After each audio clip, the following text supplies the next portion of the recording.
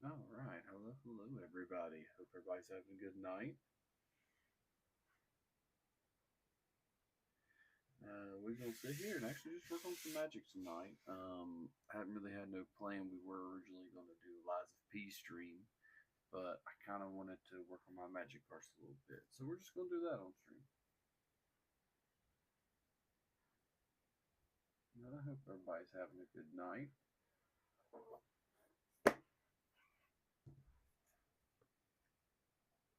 What we got here for your first deck, we'll take on Chatterfang.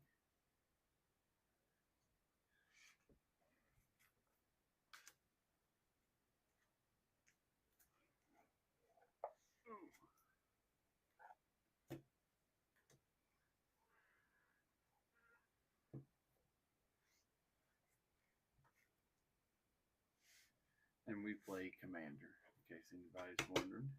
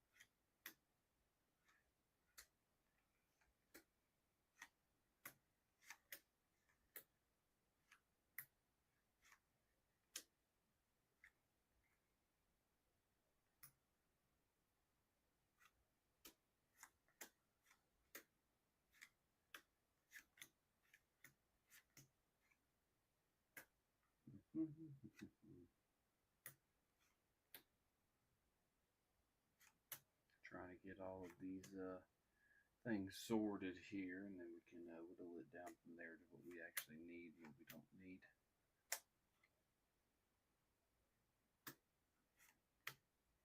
I'm happy to take some recommendations here.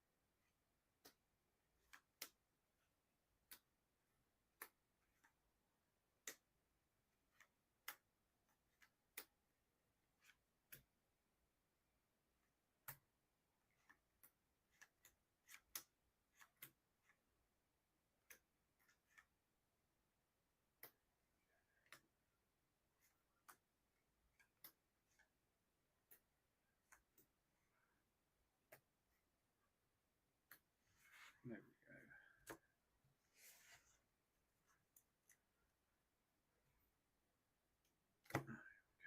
Lands,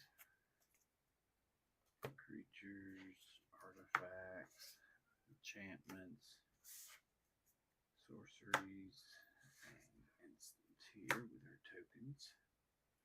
Custom tokens too.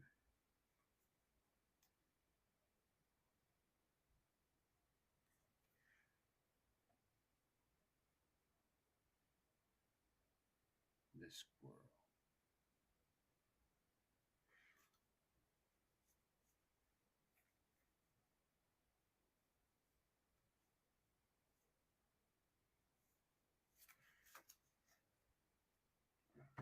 Set there, set this here.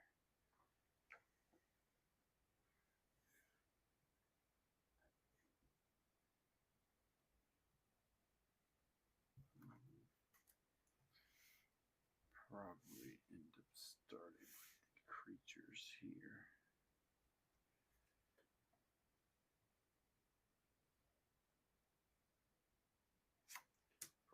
Tin Keeper we want to keep. Keep. Let's see, what is that? Bloodroot Apothecary. Keep. So let me see here.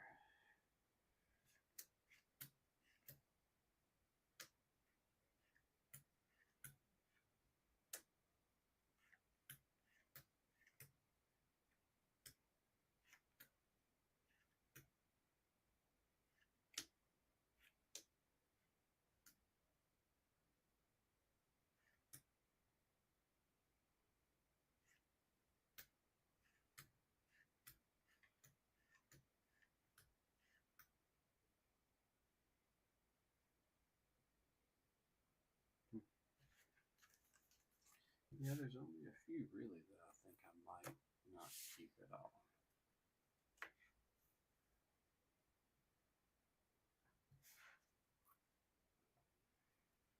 Oh, let's see here. We got Scurry Oak with Ivy Lee Dennison. And that's a combo there. We have Scute Swarm, which is good.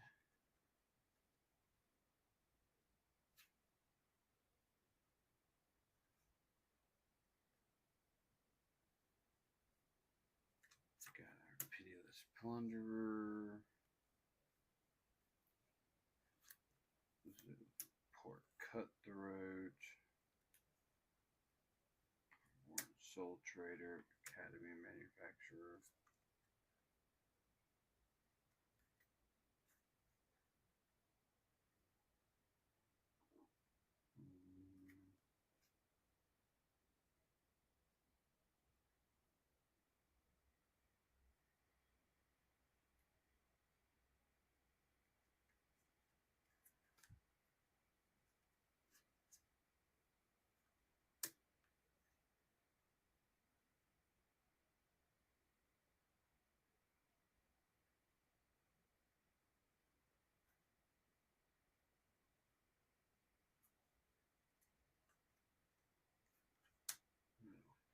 Bats, Ruthless Knave.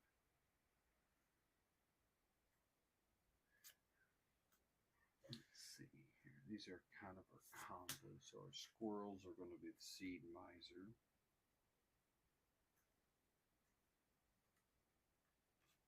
Hazel.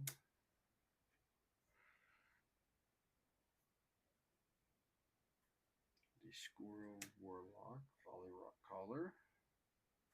The Bloodroot Apothecary. Is that really all I have for squirrels in my squirrel deck? Let's see here.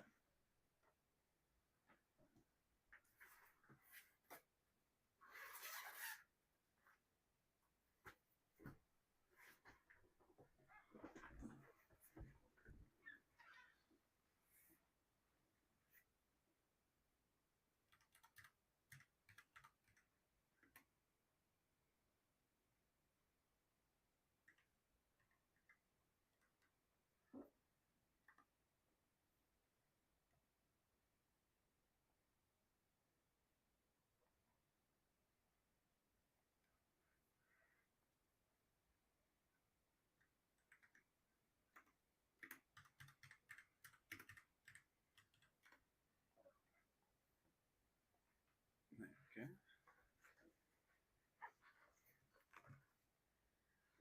I'm checking my book here.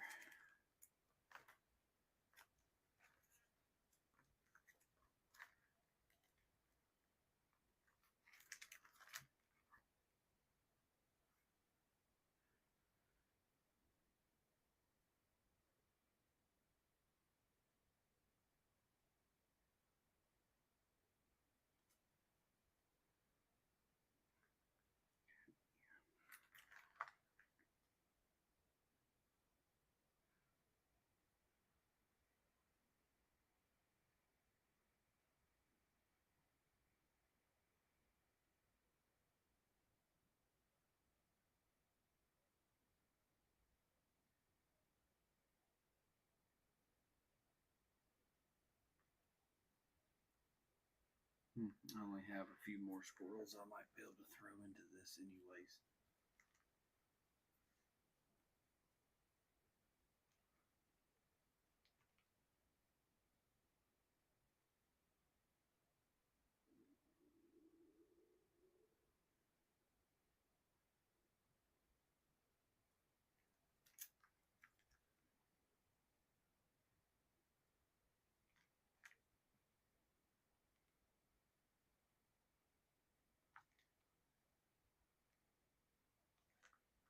Hmm.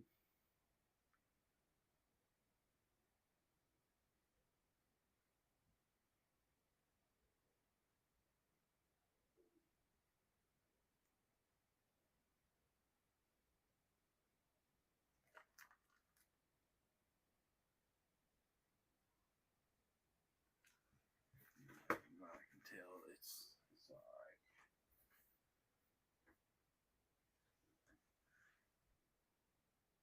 Let's see.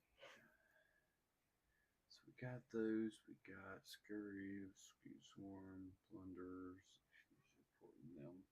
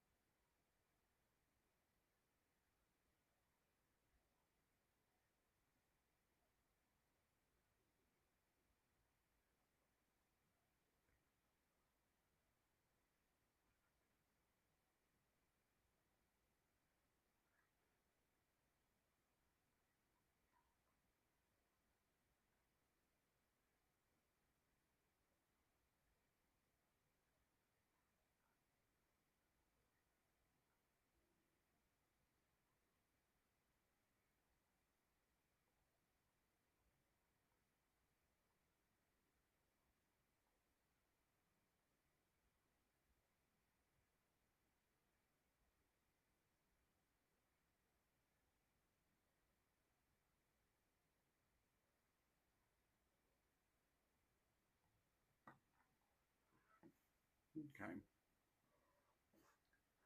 Checking a few things out here, seeing what I can swap over, see what I might want to get rid of.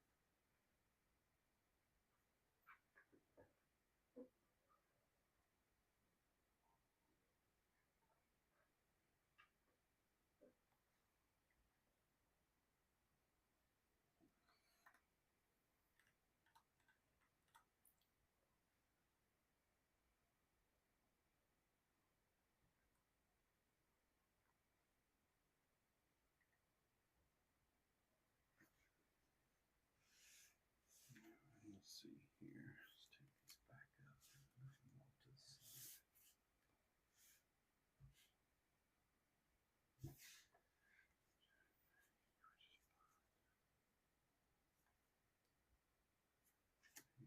Formula to start. And then of course we want our script. These are guaranteed going in.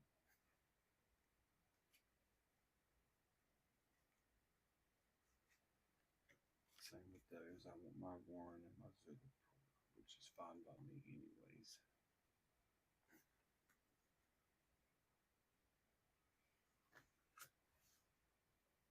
Now Skewed Swarm I really like just because of its land ball effects.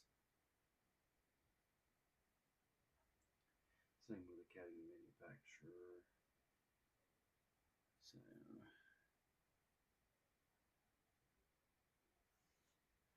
So we'll see. But we'll keep it anyways, just in case. Yeah.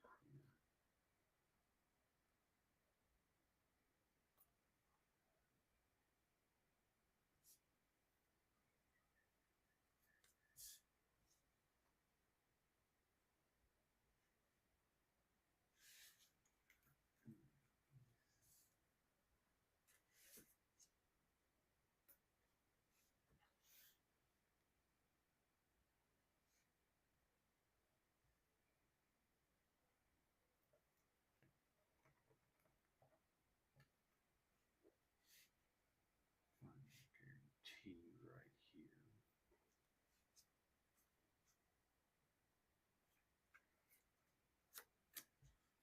Also want Bastion, because Bastion goes with Warren and Chatterfang.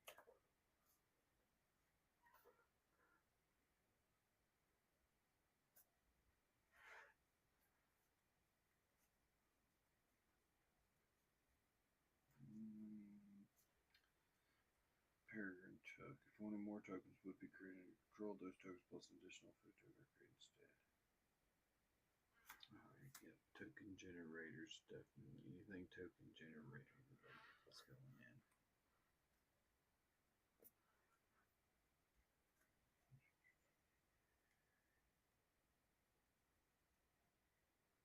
Night Blade. When a token you control is developed, each opponent lose 1 life, gain 1 life. See, I haven't played this deck in a minute, so I have to figure out, make sure that everything I want is what I want in there. Life gain is going to be good. Life lost is going to be good.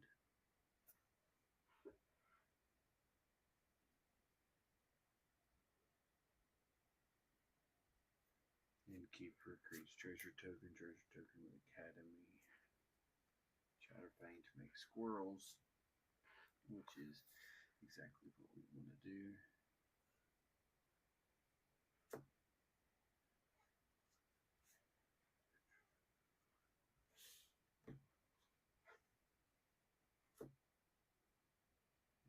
Artifact set. Professional.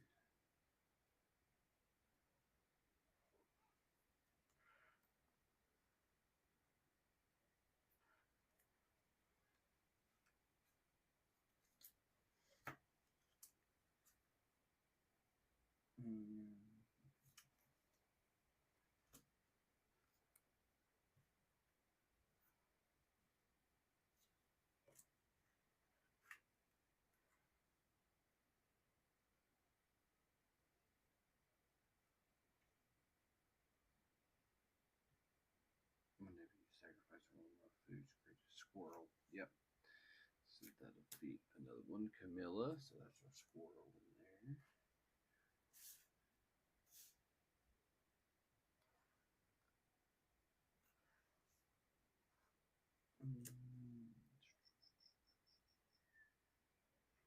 Skewed Swarm.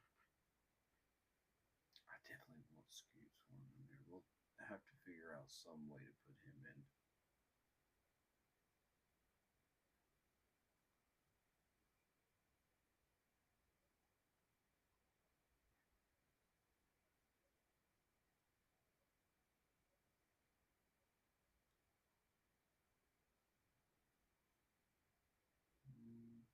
Gilded Goose, the generator.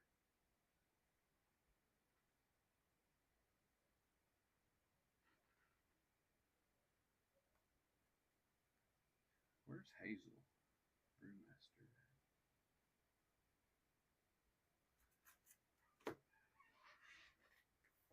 Let's see here. She might be in my book.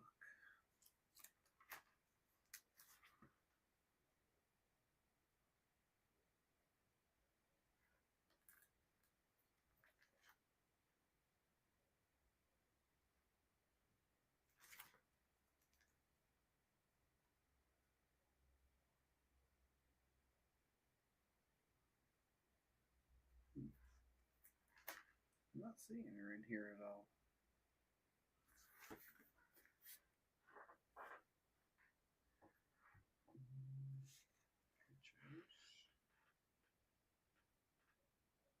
Hazel of the Root Bloom.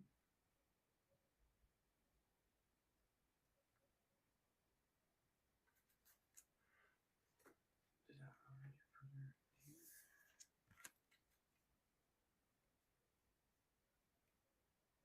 No.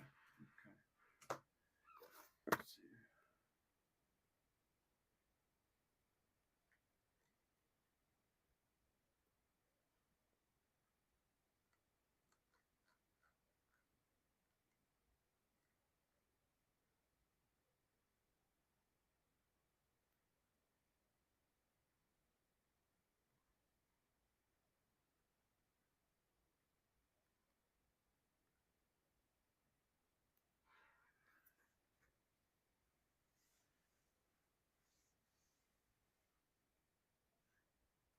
It's fine.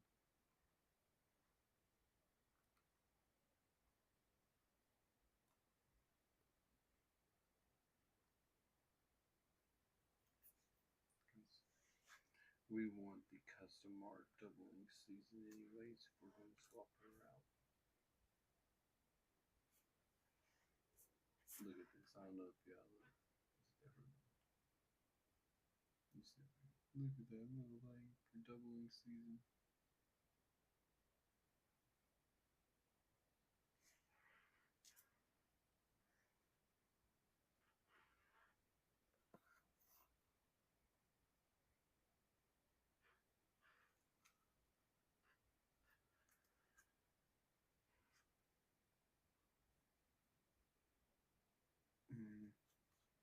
Throw in Jiraiya. She gives me tokens with generating.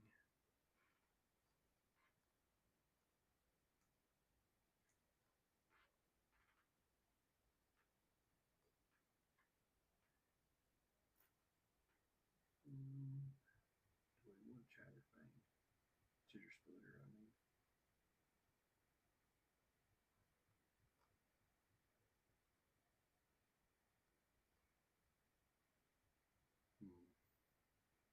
Definitely want doubling season because doubling season is going to help with everything we do. We do have, let me see here. I've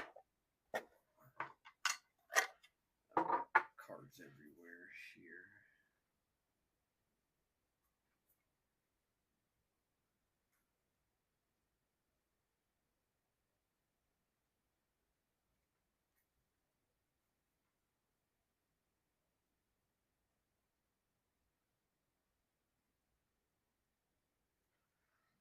So maybe.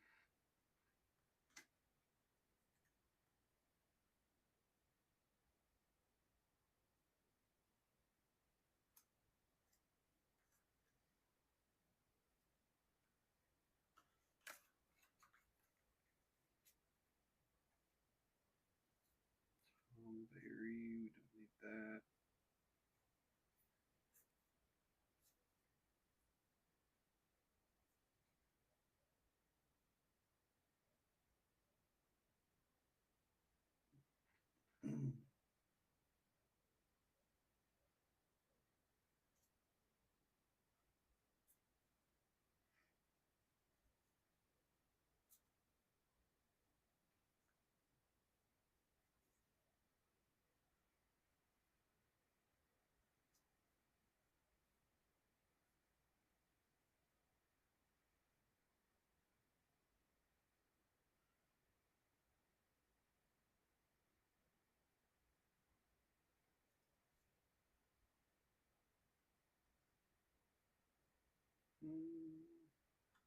Maybe.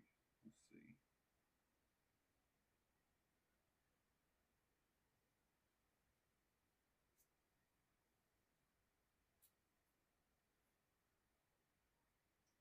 Trying to go through.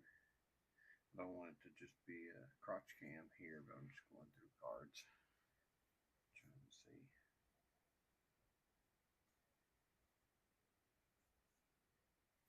Summon Fat Chocobo. We have to create tokens, but not what we need.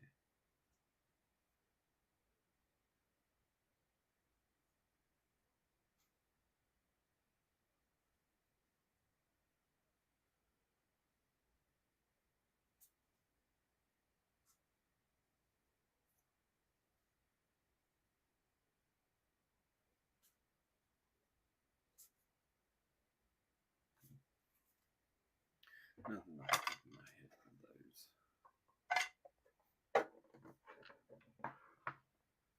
Just move that there. Let's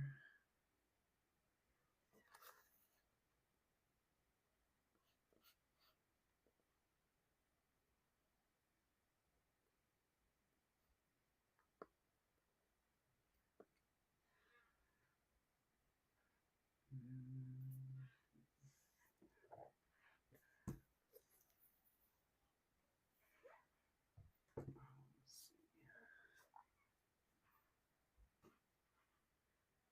We do have a primal vigor. Do we want to use it? I have no idea. We have been using the Dublin season, which is fine for what we need, I guess.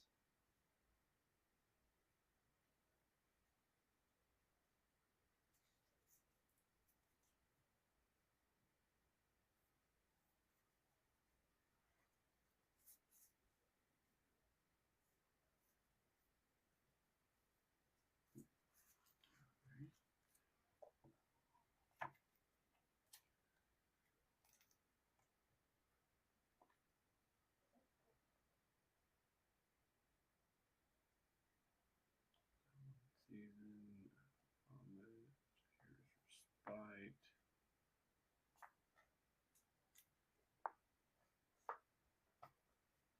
Lands.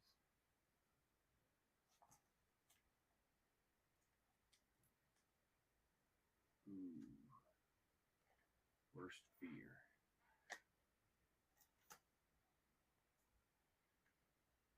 Beautiful card. I don't know if it'll focus on that. But Worst Fear is pretty much just lets you control target player during that player's next turn. Yeah, 7 colorless, 1 swamp, so not too bad. 8 drop to do it, but if you got it, you got it.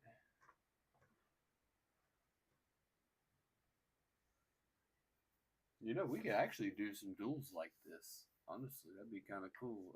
We get extra in here, get on some live duels.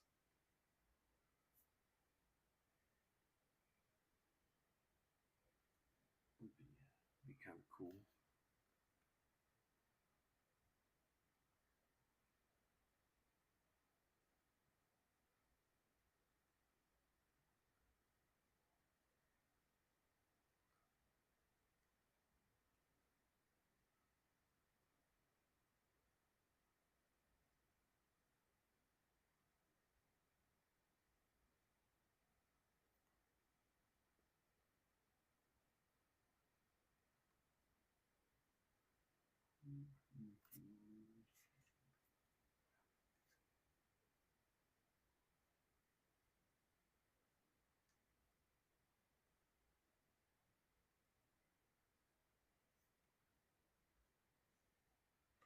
Trying to figure out what all I want here. I definitely wouldn't mind having Gilded Goose. That's always good. Enters create a food token.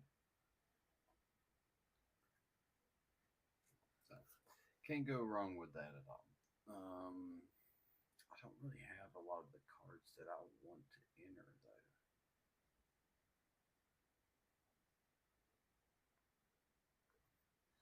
What else do we have as far as?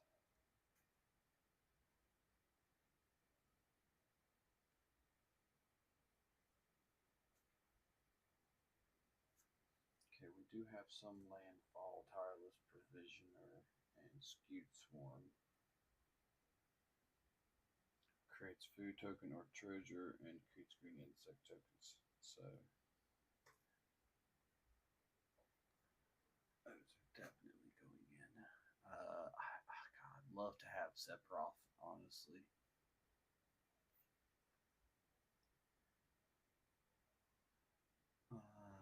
I wonder, let's see. How much is Sephiroth on TCG right now? If y'all don't know, I do shop TCG player. It's pretty good. I enjoy it. Let's see here. Sephiroth Faded Soldier looking to be market 2029. So,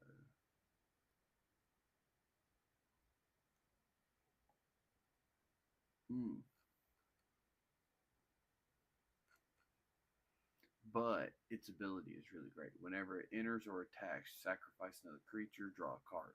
Another creature dies, target opponent loses a life, you gain a life. This is the fourth time this ability resolve, transform. Honestly, that right there would go really good with my Mirkwood bats over here. Whenever you create a sacrifice, each person loses a life. I have some others too. Let me see.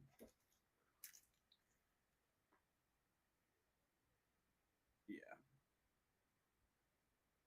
Each opponent loses a life, you gain a life. Sacrifice no creature, treasure token. Yeah, so we have plenty that we could do with Sephiroth if we could get him.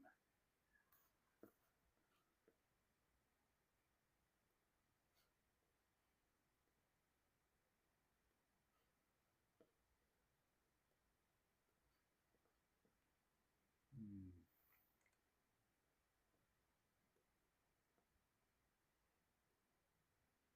Yeah, see, that'd be so good. That would be so good.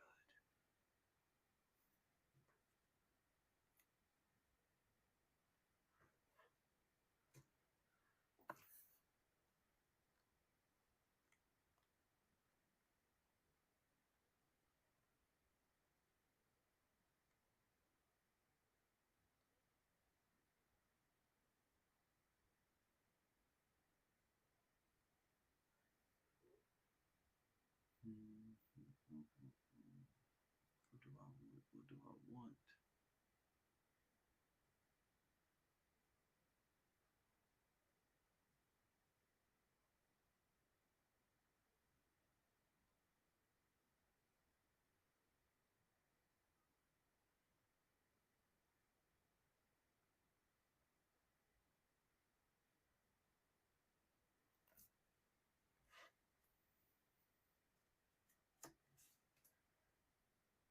Okay. Let's see here. Bloodroot Apothecary, yeah, it's toxic, but it'll create a stuff.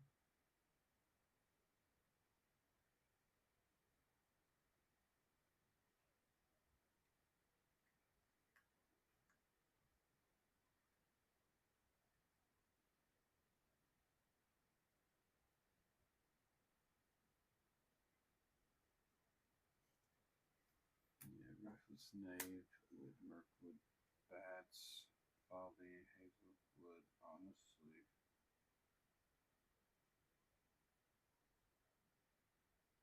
Creekwood will help. Increase my stuff. Creates tokens. Another creature dies, each opponent loses life. Can attack. Creates. So yeah, we're going to do Volley Rock Collar, Hazel the Root Bloom, Beltress Wither Bloom, Champion of Lambbolt, Poison Tip Archer, Deep Forest Hermit, and Creekwood Leech. So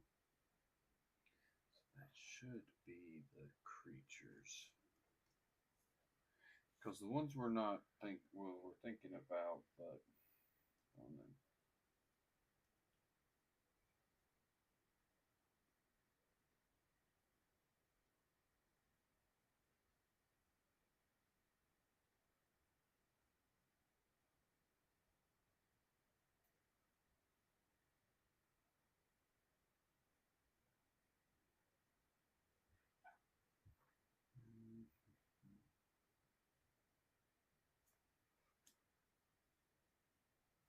what? We'll set our maybe cards to the side. Right now we've got maybe 4 monsters, but we've got our guarantee right here.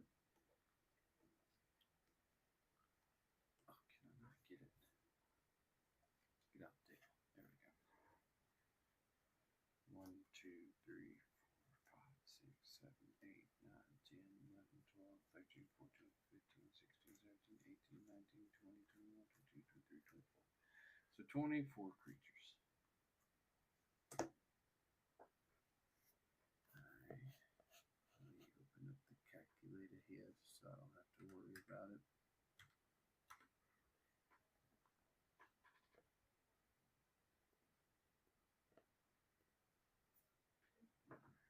Now, enchantments. We need the Bastion.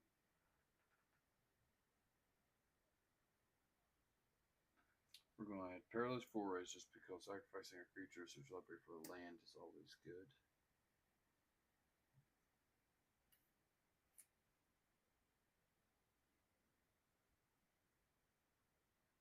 Yep, Beastmaster Ascension should help. Cry Fifth Right, so we can creatures all have tap 1 mana of any color.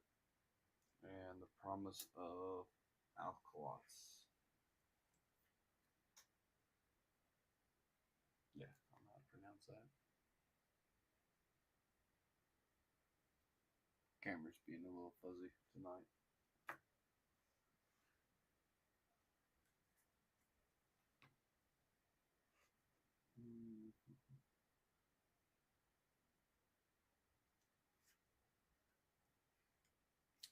Definitely Soul Ring.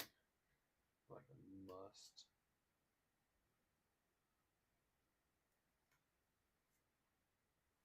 Arcane Signet, Talisman of Resilience, tap our mana. Emerald Medallion, green spells you cast cost 1 less.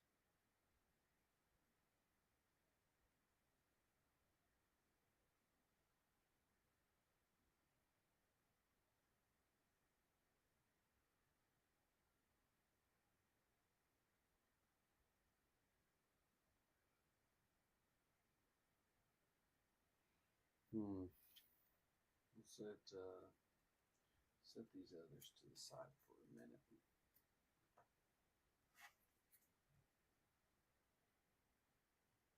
Now,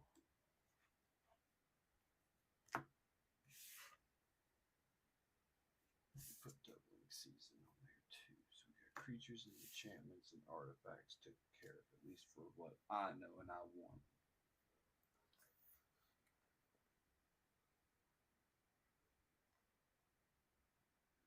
Like I said, I'd love to put Sephiroth in, but I just don't have him.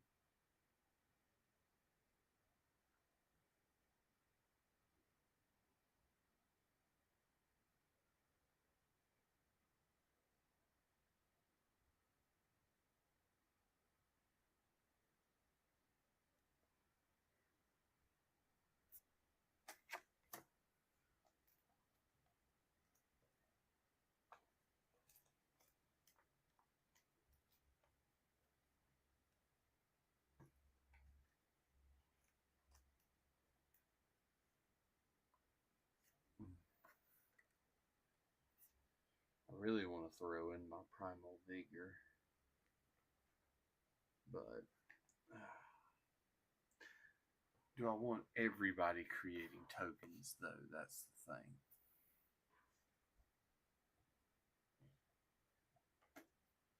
One or more tokens carry twice as many tokens. More on the count. That would be good, but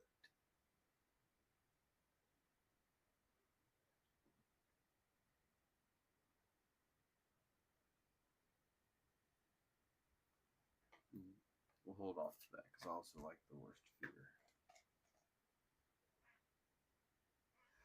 Worst comes down to it, we can always just put it away and just think of it for later. Like I said, we're more or less tuning our decks instead of reinventing them. I mean, Masquerade Nexus, Skull Clamp, Jitter Splitter, Crater Hoof, Behemoth, Dreadhorde General, Orin, Frostfang, and Braids Arisen Nightmare are the ones I'm going to kind of debate on.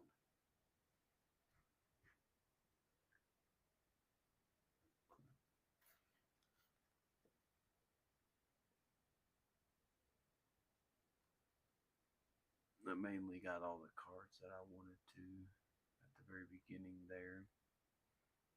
We got our combos and stuff, so it's not too bad.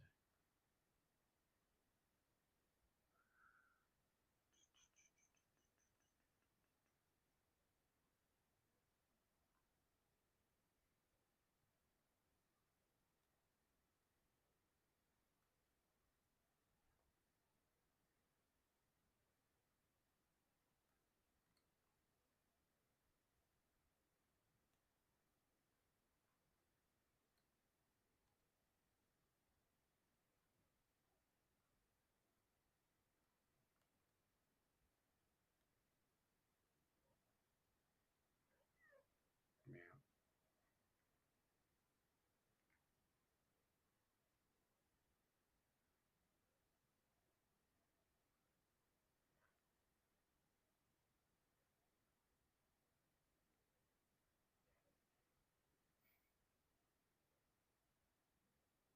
Kitty, what are you doing on this thing? Hmm?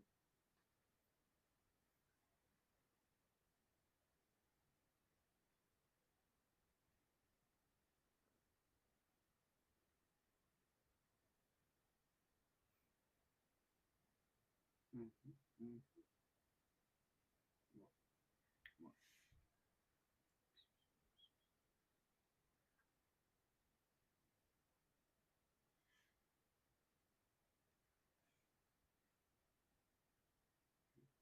Right, let's get back to this.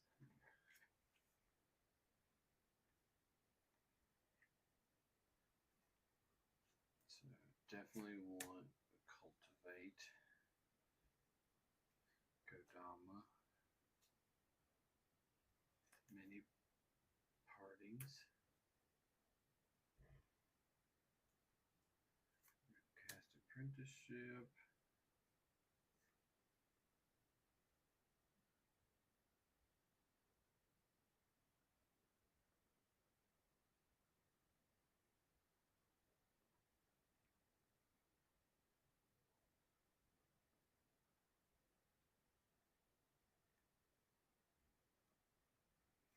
We'll also go Grim Tutor.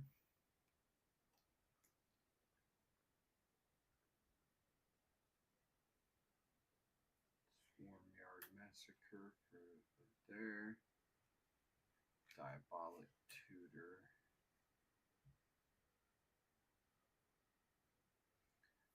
Put the rest in the side little thing for now.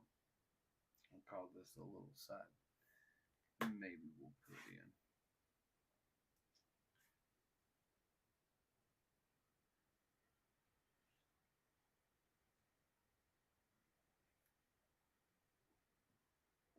Now, this is where we get fun. So we're going to do Dark Ritual, Saw in Half.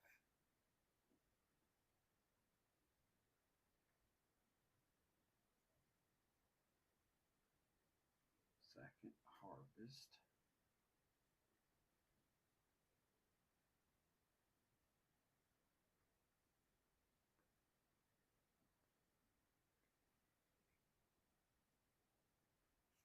Burning Command, Worldly Tutor. This way we'll have those. And me personally, I like my preventing, so we're going to do Fog, Respite, Arachnogenesis, and Darkness to prevent combat damage.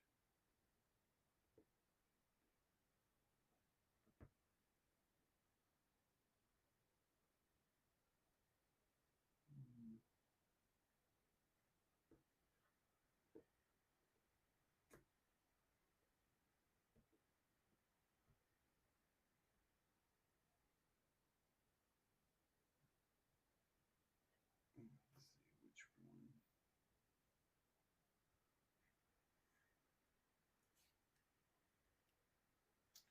We'll throw these there.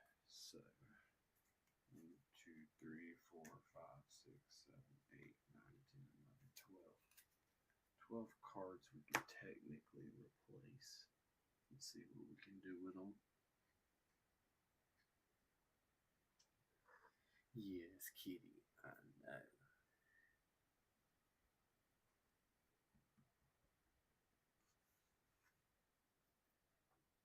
Alright, come on. Go down. There you go. Grab me a drink here.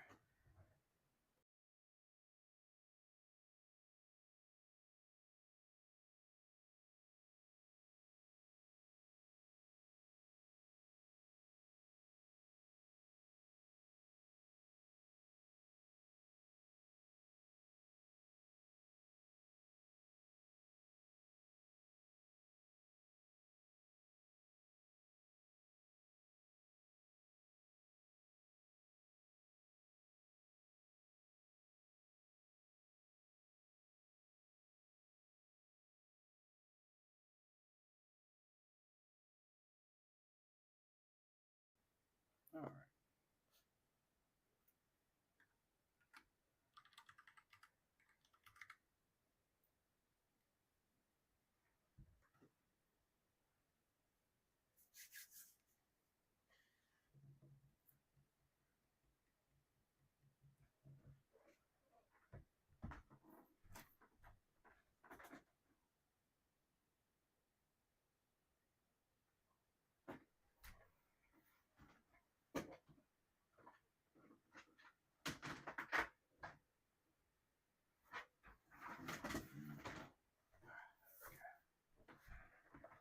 Had to bring out the big box.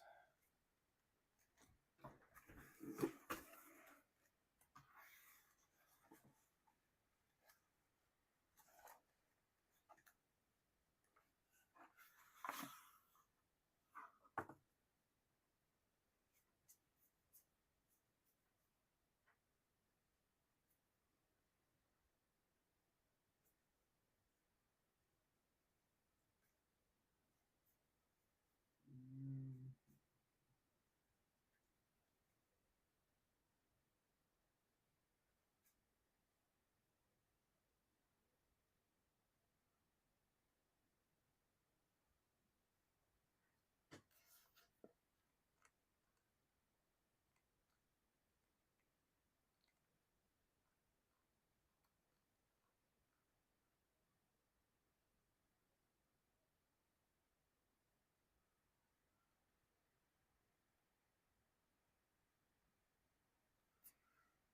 Need something good. Something cheap on here that we're going to be able to use.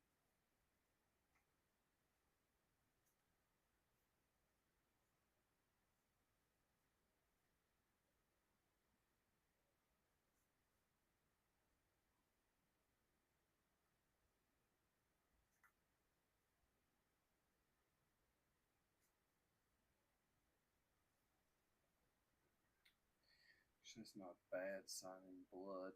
Target player draws 2 cards and loses 2 life.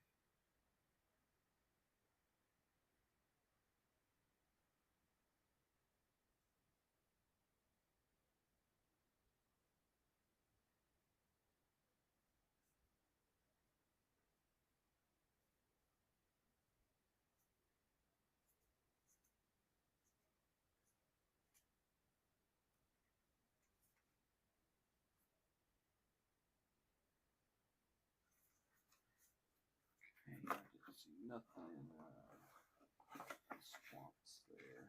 So let's check force.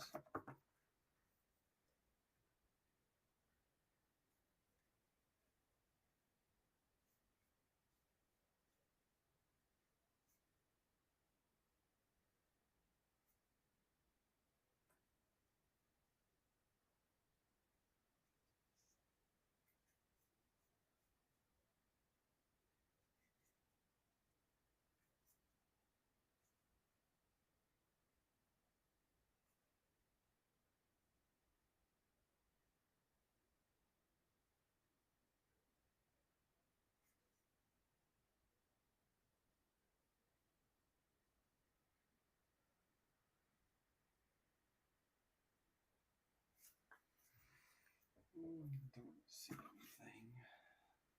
Nothing too crazy.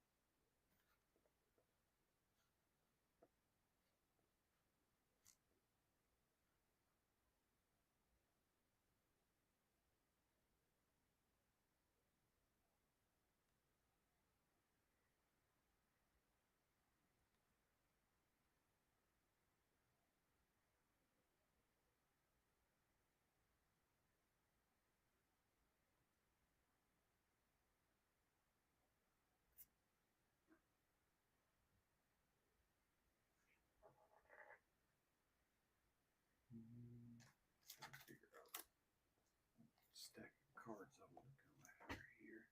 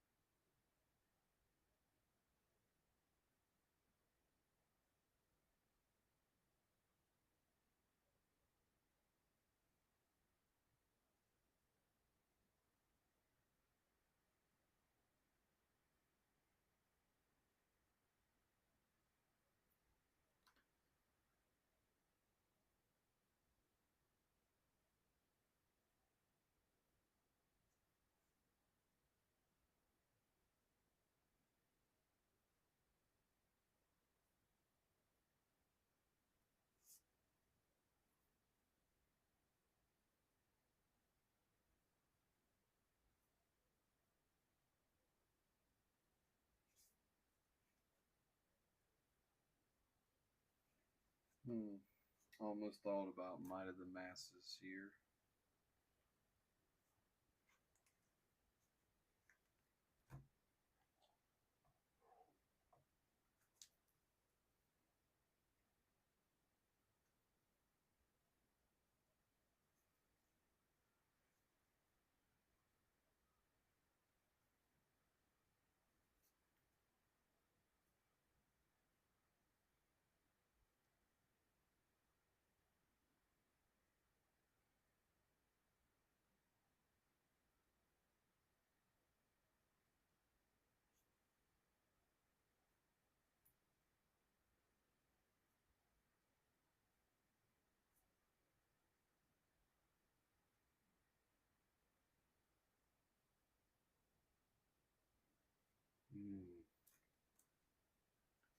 It's not too bad either. Some board wipes.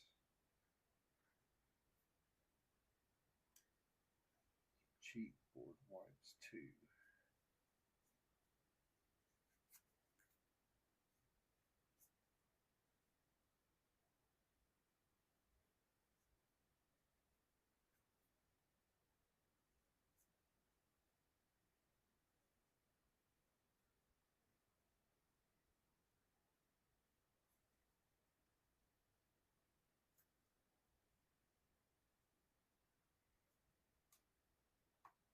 Marauding Light Priest.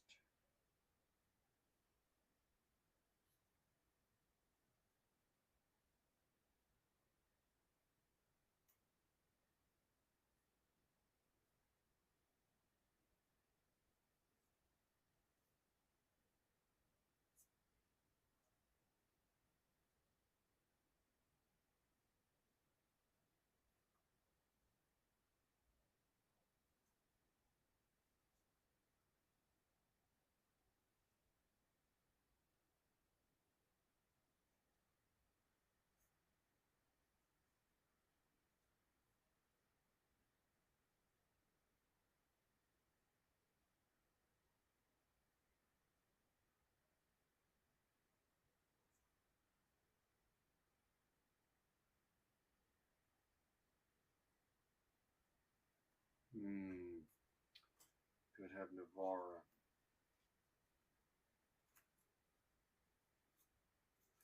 Navara's disc, that'd be pretty dirty right there.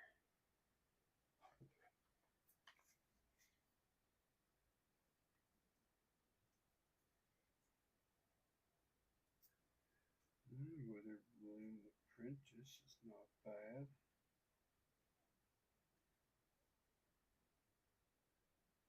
God, I've got so much stuff with toxic, but I don't want to do that.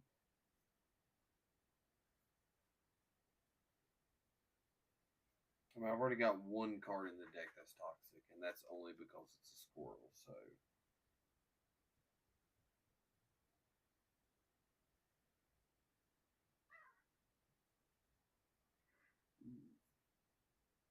Do Knight's Whisper, maybe?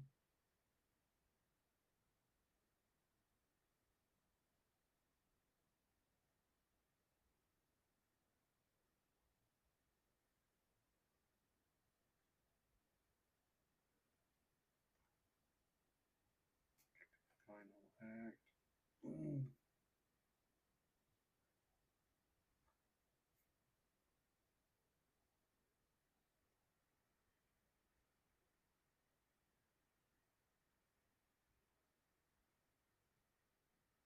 There's Hazel. I knew I would find her somewhere.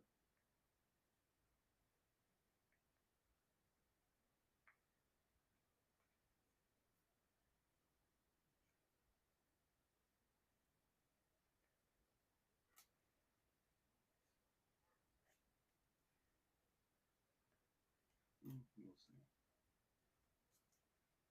We'll keep the other Navarre out too, just in case if I can't use it.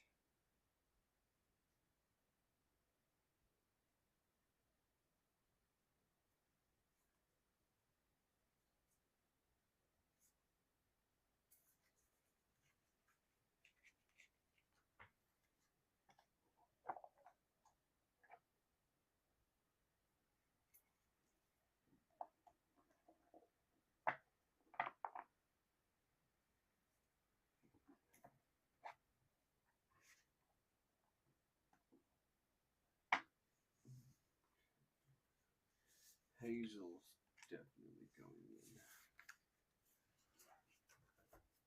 So that puts up to 25 creatures, and having another squirrel is not going to help on, not going to hurt, honestly.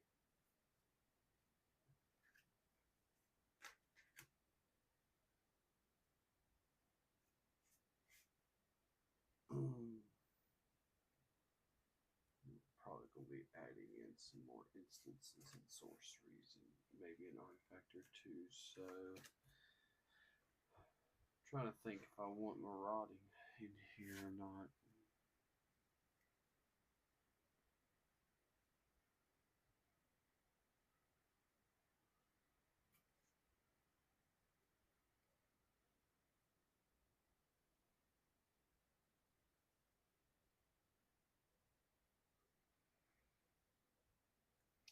Let's see. Let's do this because the way I'm really thinking about it here, I want to keep in Braids, Orin, and Lorana because those are draw power. I'm going to take out Craterhoof Behemoth and swap. There's Hazelmire Brew Master in.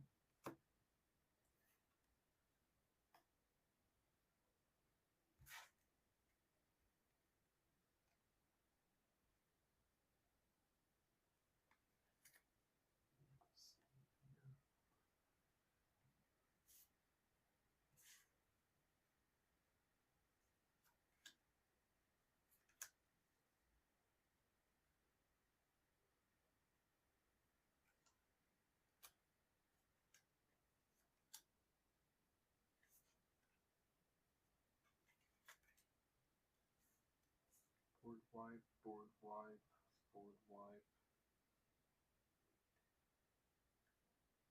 board wipe. Pretty much a board wipe.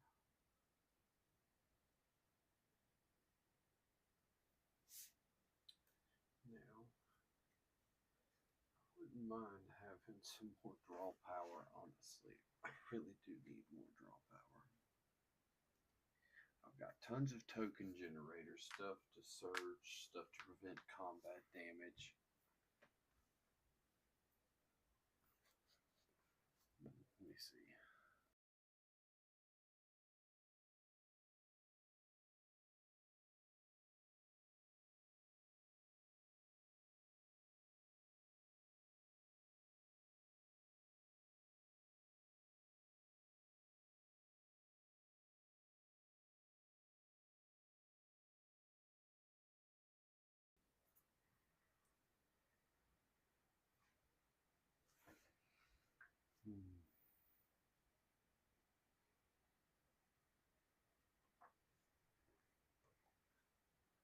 Just trying to think of what I want to do. See, like Might of the Masses says target creature gets +1/+1 until the end of the turn for each creature you control. That could be amazing if I control, like, say, 20, 30 squirrel tokens. Bunch of skewed swarms coming out, all this other stuff. Then I could be able to attack with just a certain amount. Declare blockers. You block with which ones? Alright, so you're blocking this, and then for a damage step, since you declared after declaring blocker step, I would just boom Might of the Masses for 1 mana, and then boom, you take like 30 some damage from that one card.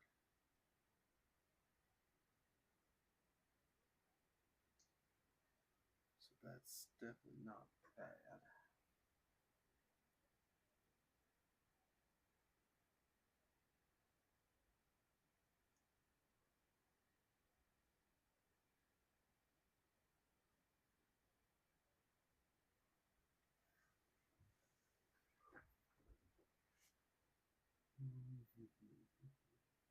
You know what? We'll throw it back in. I'm going to keep the Maskwood Nexus artifact. Creatures you control are every type. I mean, that's not going to help the deck at all, honestly, but it's going to help me.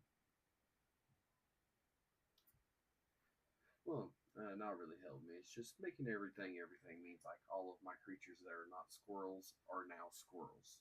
Everything is now a squirrel because of Maskwood Nexus. So, yeah, and creatures that you own that are not on the battlefield, so that's perfect. If I knew that I could get to Maskwood Nexus fast and keep it out on the battlefield long, I would add in different search cards. Like imagine like searching for a dragon, searching for this and that, because everything's everything.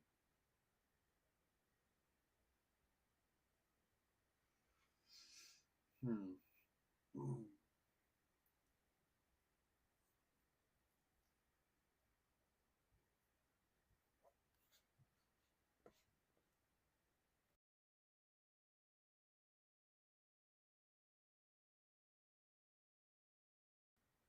No, I need to get a second camera. One that I can keep on me and one that I can keep on the cards. Honestly, I need to have a little shelf above the camera right here in the back.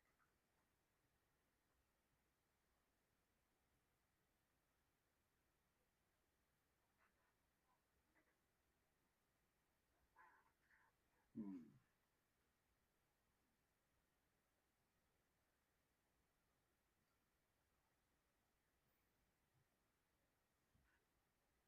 It's draw power, but not permanent draw power. Gain life, each opponent loses life. Lose a life, gain life.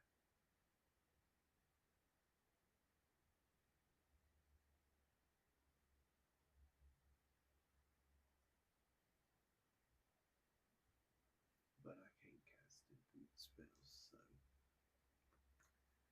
I think we've got enough of our life gain and stuff in the deck, so I'm not going to worry about these two.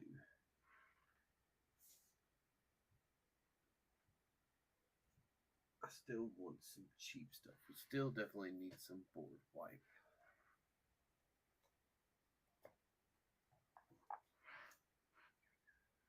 Right.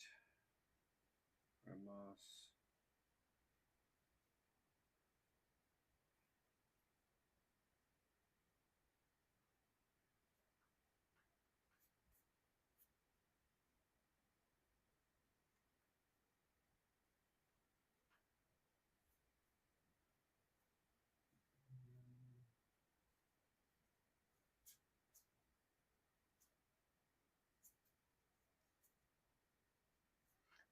really have any like good green or black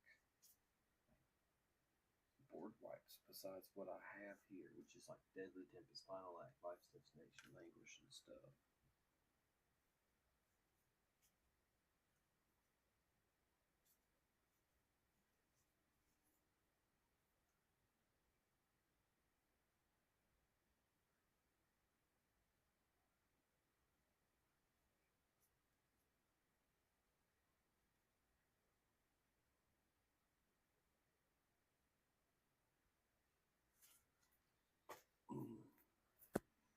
How many prevents do I have? Two, three, four. Prevents.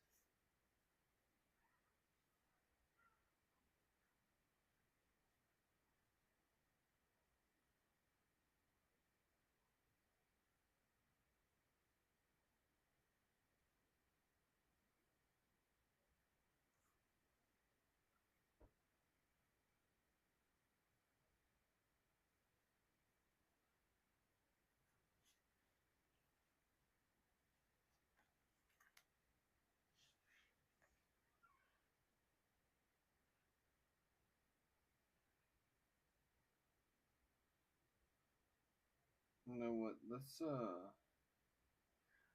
add in our two sorceries, Rise of the Dark Realms and Living Death.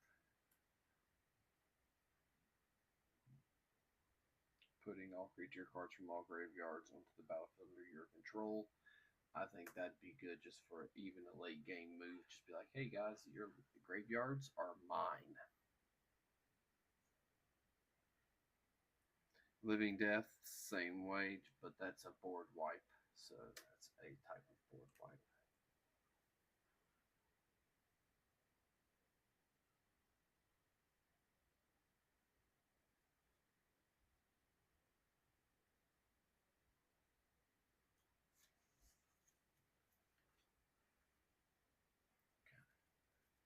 Smush the card, make it flat, make it flat. Ah.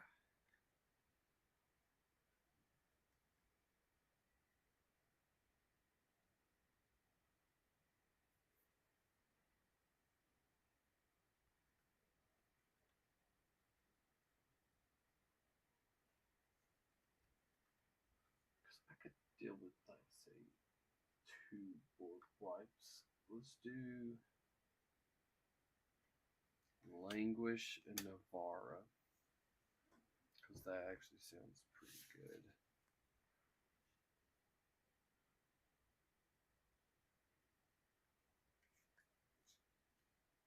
We'll swap it out for Gary's Charm and Court of Calling.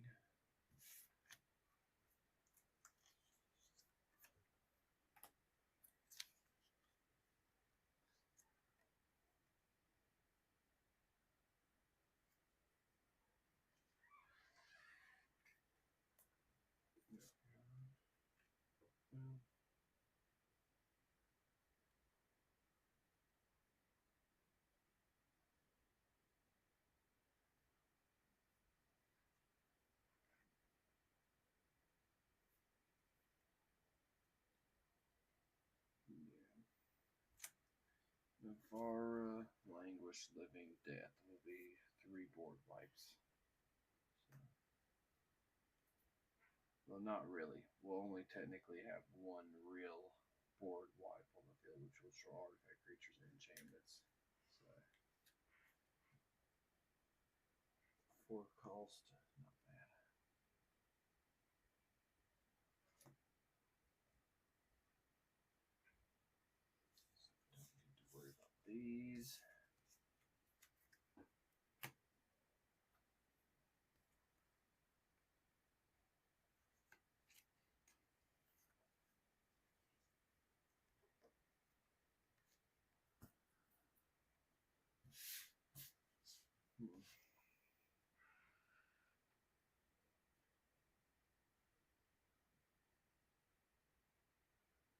Yeah, we definitely need to keep Jitter Spitter in there because that's another token generator.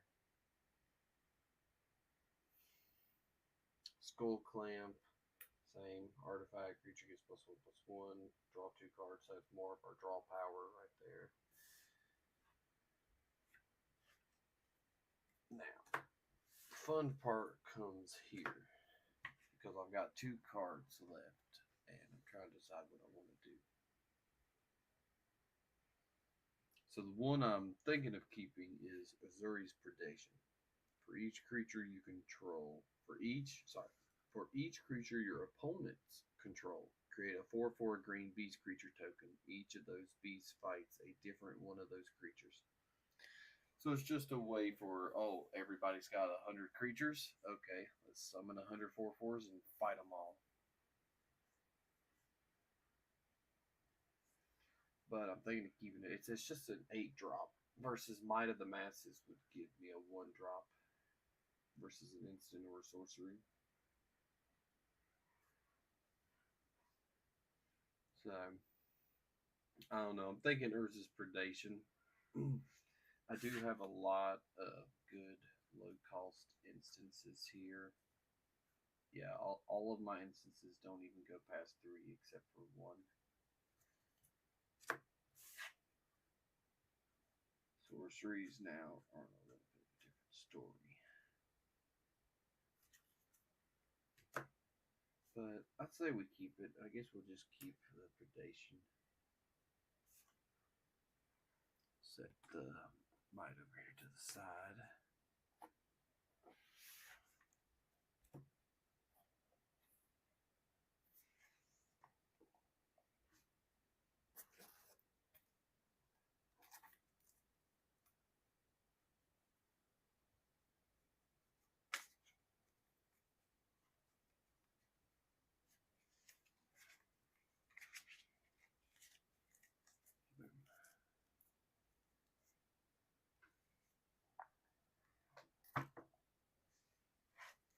Alright, now see how we're doing for our Chatterfang deck here.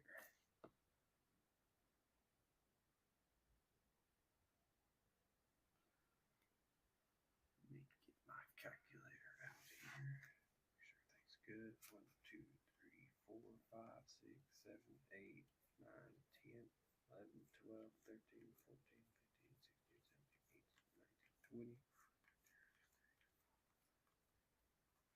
Okay, so we have 28 creatures.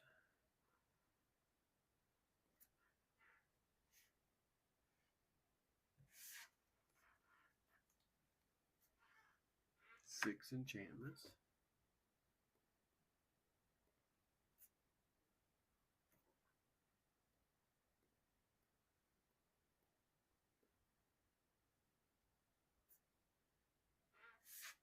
One, two, three, four, five, six, 7, 8, 9 artifacts.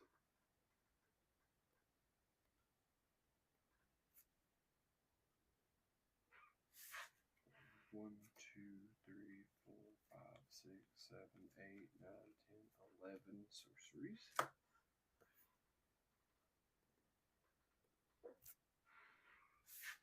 One, two, three, four, five, six, 7, 8, 9 instances.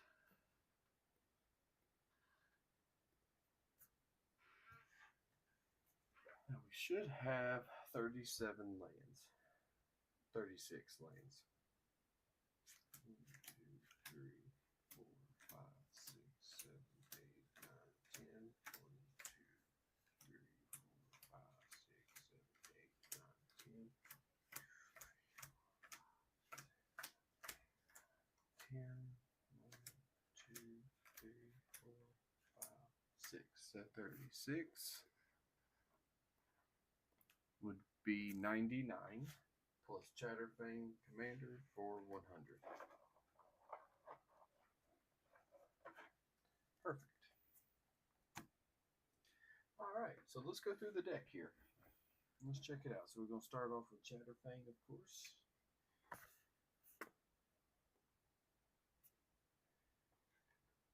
And then we'll just go through here because I'm going to be messing with you, shuffling it anyways. Because once we putting it together, it's going to need to be shuffled. Ugh, need to get me an automatic shuffler for these. I'd bend them.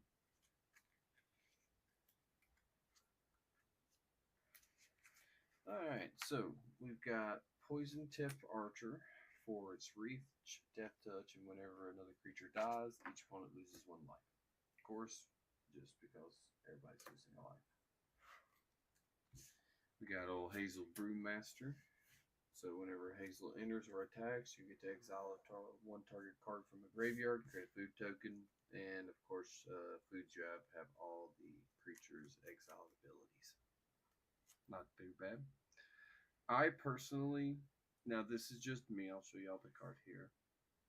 I don't know why it's being weird, but if I take it out, that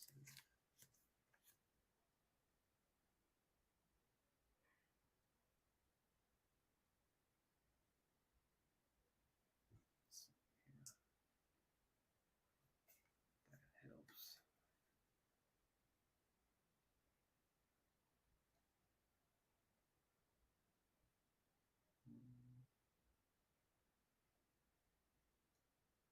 Trying to get a little light on there, but you can't really see it. But I'm gonna reach y'all anyways what they do because we're gonna go through the deck. But it's Orin Frostfang. Attacking creatures you control have Death Touch. Self-explanatory. Attack with a bunch of 1/1 squirrels, and they all have Death Touch. Whenever a creature you control deals combat damage to a player, draw a card. So if you deal 5 squirrels and you hit them all, well, you're drawing 5 cards. But it can also backfire. So if you only have like 20 cards in your deck and you attack with 30 squirrels, you will deck yourself out. Yeah, so not too bad. Gilded Goose, self-explanatory, enters, creates a food token. Not too bad. Warren Soul Trader, pay a life, sacrifice another creature, create a treasure token.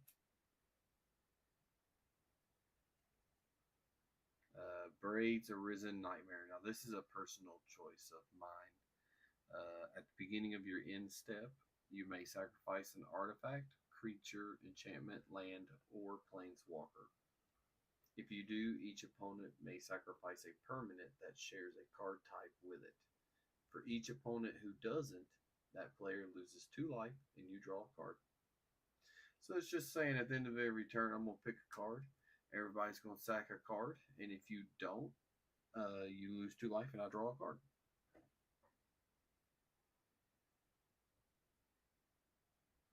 So not too bad. A little draw power at the end phases. Not too bad at all. Ivy Lee Dennison. Really good card whenever another green creature enters the battlefield under your control. Put a 1/1 counter on target creature. So everything's going to get 1/1 counters, which is going to go lovely for our doubling season over here. Yeah, right there. Our lovely doubling season.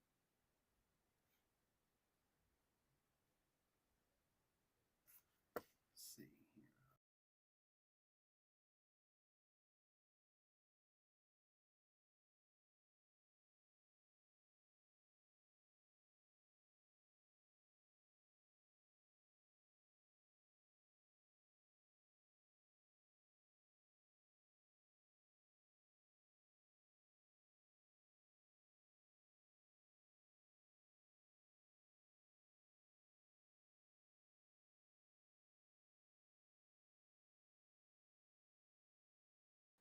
Okay, sorry, I wanted to get another catch ready just in case. So next is Creekwood Liege. Now this is also another kind of personal preference. You don't really need this in this deck, but I like it. It's only a 4-drop, and it's other black creatures you control get +1/+1. Other green creatures you control get +1/+1. At the beginning of your upkeep, you may put a 1/1 black and green worm creature token onto the battlefield.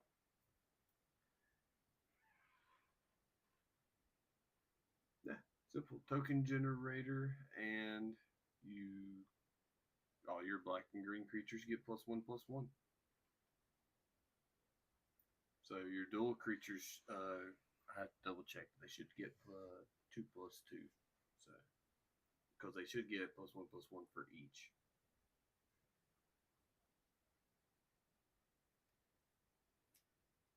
Hazel of the Root Bloom, that of course automatically came in the Squirrel deck itself. So I suggest keeping it in personally, just because hey, it's Hazel. We'll turn them around like this for y'all.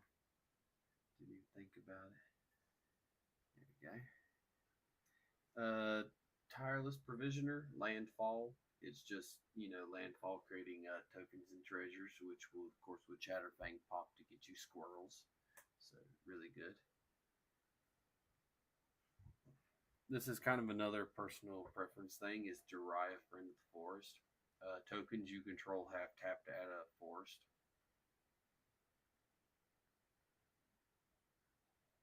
Yeah, not too bad. Honestly, I like it. You can choose it as a background if you have a background type commander, but I'm using it as just a creature. It's only 3 mana. Not too bad. Good good way to keep your mana up easily. Prosperous Innkeeper's not bad. When it enters, create a treasure token. Whenever another creature you control enters, you gain 1 life. So life gain, treasure tokens. This one's also another one that I kind of add in. This is kind of me adding in my flair to this deck, really. It's a Champion of Lambalt. Creatures with power less than Champion of Lambalt's power can't block creatures you control. So I know that sounds crazy because it's only a 1/1, but its second ability says whenever another creature enters the battlefield under your control, you put a 1/1 counter on Champion of Lambert. So imagine all the squirrels we're going to create. He's going to become really powerful. And then it says, imagine he's a 15/15. Creatures with power less than him can't block creatures I control. So even just a few squirrels on Champion can really up his game really good. Skewed Swarm is going to be amazing with a lot of these. Deep Forest Hermit, it came with the deck, so that's a normal thing. It's vanishing, of course, it does get exiled. But when it enters, it creates 4 1/1 green squirrels. And squirrels you control get +1/+1 for at least 3 turns. So it's not too bad. I mean, 4 squirrels, summon Champion right here, boom, straight him, and you automatically got +4/+4 because he gets +1/+1 when a creature enters the battlefield. So now he's a 5/5, and creatures without 5/5 can't be blocked. So easy thing. Combine that with him, doubling season back here. It's just amazing. Beautiful combos. And honestly, with Chatterfang, that's what you're looking. You're looking for token generators, anything that can really help out.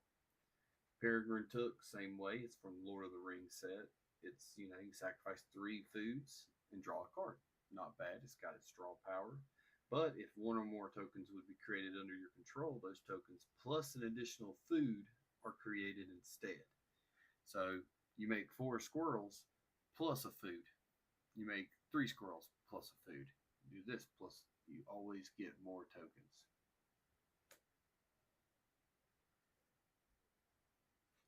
Pitless Plunderer, honestly good. Whenever another creature you control dies, create a colorless artifact.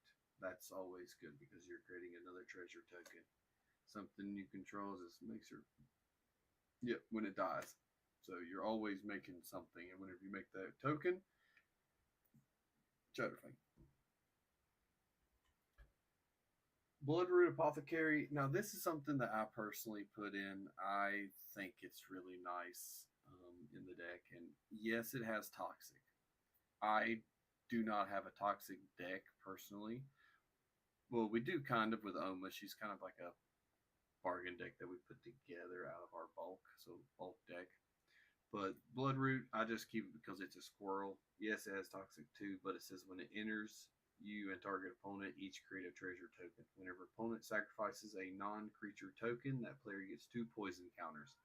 So this right here will stop my opponents from sacking their tokens. So never know, because who wants to get poison counters? But I don't have it as a main poison counter generator type deck.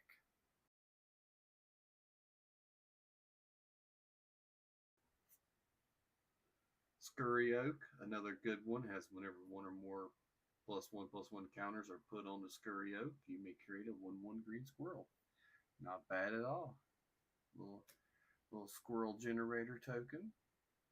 Zulaport Cutthroat. Whenever it or another creature you control dies, each opponent loses a life and you gain a life.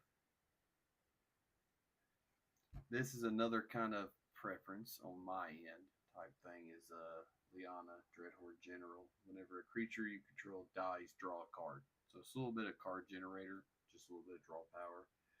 You can, of course, it is a planeswalker. So the +1 uptick is to create a 2/2 black zombie creature.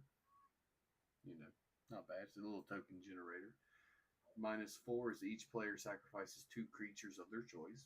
Not too bad considering it starts with 6. But if we can get it up to 9, and here's something crazy. If you didn't know, planeswalkers are perfect for doubling season. So what doubling season says exactly is if an effect would put one or more counters on a permanent you control, it puts twice that many instead. You can look it up because I've got sources I'd have to cite if I had to critically say this here. So if anybody doesn't believe me, but whenever you play doubling season and then you bring out a planeswalker, it actually doubles the amount of counters on it. So where this one starts with 6, it would actually be 12.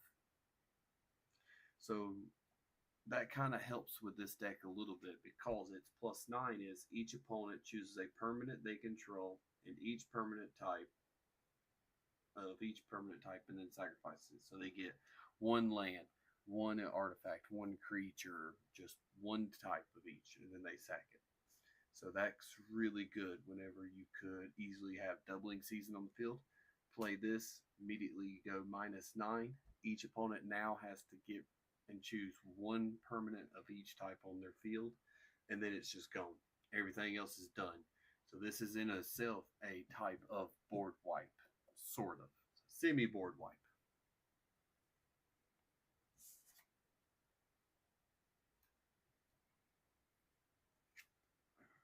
That's why she's kind of my personal choice. Now we got Volley Rock Caller, which is of course a squirrel warlock. Whenever it attacks, each opponent loses X life, and you gain X life, where X is the number of other squirrels, bats, lizards, or rats you control.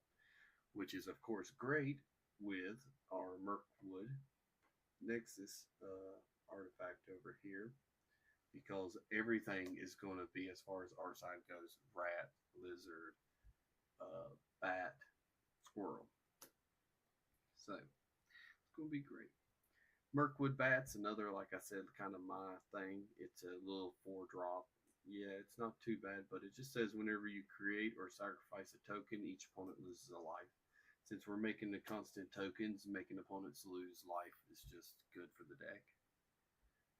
Nadir's Nightblade is whenever a token you control leaves the battlefield, each opponent loses a life and you gain a life. Not too bad, just to help for our tokens. Best card, in my opinion, should be in every single green deck. I honestly am thinking about getting some, because this is the real one, but they've got some real cool proxies for Scute Swarm. And I'd love to throw these into my dragon decks and maybe my other deck too. So maybe get like 3 more copies of this. Because Scute Swarm says landfall. Whenever a land enters the battlefield under your control, create a 1/1 green insect creature token. Simple. If you control 6 or more lands, create a token that's a copy of Scute Swarm. So you play Scute Swarm, you have 6 lands on the field. Okay? Well, if you control 6 or more lands, you create a token as a copy of Scute Swarm. So you make a copy of it. Now there's 2 Scute Swarms. Well, Scute Swarm says whenever a land is played, you create a 1/1 green insect. Insect doesn't matter. But, you just pretty much every turn, you're just creating more and more and more Scute Swarms to where 2 becomes 4, 4 becomes 8, 8 becomes 16, and just every turn you're just getting more and more of these things.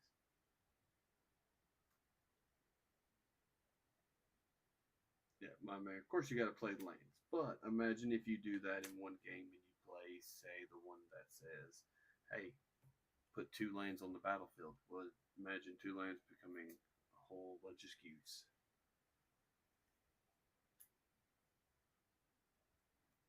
Now, Beldros Witherbloom, it's just good. I like it.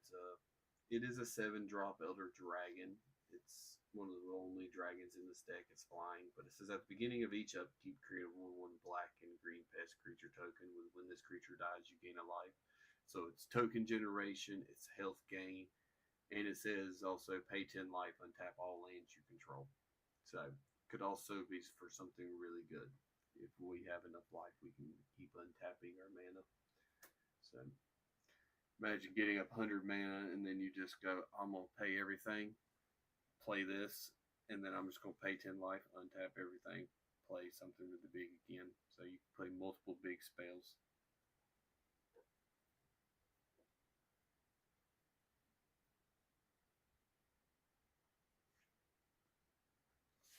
Ruthless Knave, of course, is sacrifice creature, creating treasure tokens.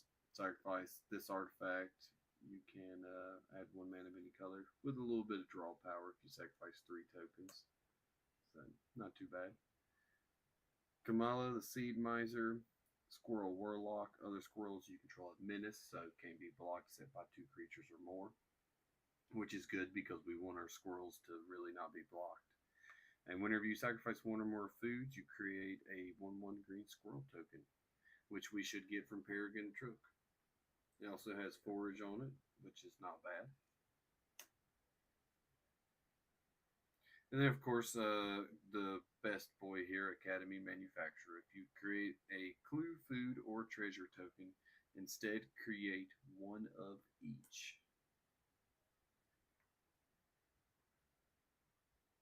That is beautiful. It's so good. It's excellent for the deck. I mean, especially since it's just straight token generating deck. That's just going to be amazing. I think we've got a good lineup of creatures. It's not the best deck, but you know what? It works.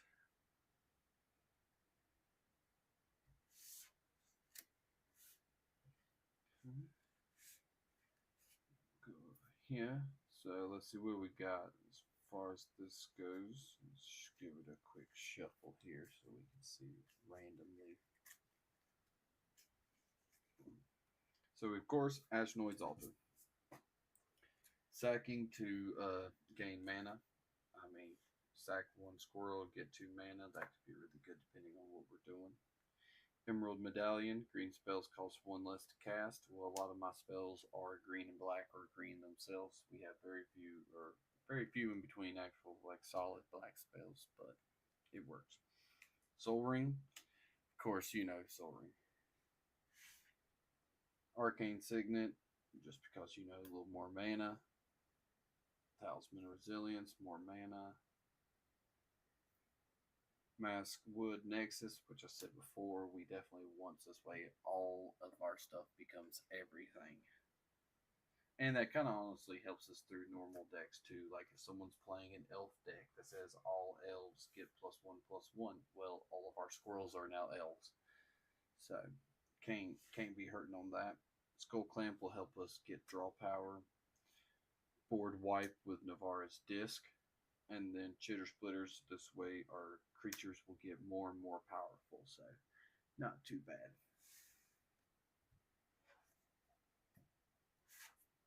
And we'll do us a good shuffle here at the end. Now, let's see here. We'll just go ahead and start off with a good one. Bastion of Remembrance is whenever it enters, create a 1/1 human soldier. Not too good, not too bad. Still gets us with our Chitterfang. Or Chatterfang. But whenever a creature you control dies, each opponent loses 1 life and you gain a life. So, of course, more life gain. Now, Perilous Forays is also another kind of meat card that I like. I think it should go in here, but it doesn't have to. I mean, none of these cards have to. Make your decks however you want to. But this one is a 5 cost green, and it's an enchantment. It says pay 1, sack a creature. Search your library for a land card with a basic land type, put it onto play tapped, then shuffle your library. So you can do this infinitely, over and over and over. So I could sack 10 squirrels, 20 squirrels, 30 squirrels, and search my library for a basic land, put it into play tapped, then shuffle. So really great in my opinion for any token generator deck. So you can just sack as many creatures. And a lot of my stuff says whenever you sack or a creature dies, each opponent loses a life and you gain a life. So you sack as much as you can to get as many lands so you can play as much as you can, searching, drawing, everything. Beastmaster Ascension, whenever a creature you control attacks, you may put a counter on it. As long as it has 7 or more quest counters, each creature you control gets +5/+5. I think that's good just because you will be attacking a lot. And it's whenever a creature you control attacks, you may put one on there. So that is more than one.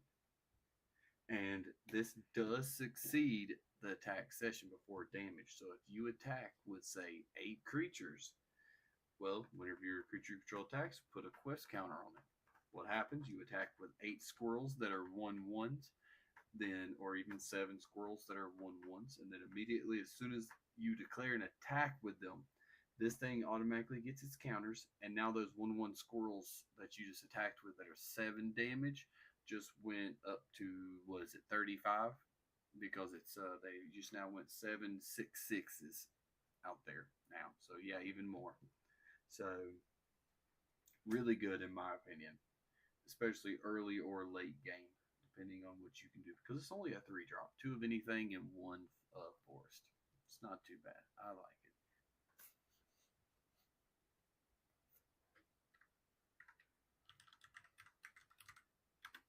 Let's see what else we got here. Cry of Fifth Right's another one of those that I kind of like. It's creatures you control have tapped to add 1 mana of any color. It's a 2-drop.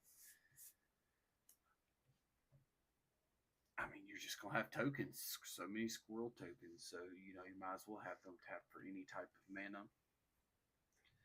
Promise of Alkalots is another one. I use it mainly for its adventure sorcery thing, which is to sack a non-demon creature, one of my squirrels.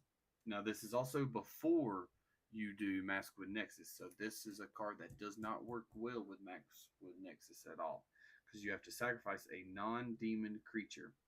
Once you have Maskwood Nexus out, everything is a demon and a non-demon. So, and if you do, create a 4/3 white and black vampire demon creature token with flying. I like it. It's not a bad. And of course, now that's just its sorcery. Not too bad. If you use this enchantment, which is why it's in the enchantment pile, it's at the beginning of your end step. You may sacrifice a non-demon creature. And if you do, populate. Create a token that's a copy of a creature token you control. So making tokens, copying stuff, so you can make copies of Scute Storm, you can make copies of your Academy Manufacturer. Now it has to be a creature token, so I'm sorry, I didn't mean Academy Manufacturer. But you can make anything that you have that's a copy. So, but yeah, I like it. And then, of course, you've got the grand poobah of all the cards for the deck, and my favorite little artwork of it, which is the squirrel holding a bunch of nuts getting ready for winter and stuff. As you can tell, I know you can't really see, but there's actually snowflakes falling. Actually, you can see that there. You see on its tail. Those are snowflakes on its tail. They're not actual spots. But he's just storing up for winter, and I like it. I think that's cool. The doubling season is definitely what sets this deck apart entirely.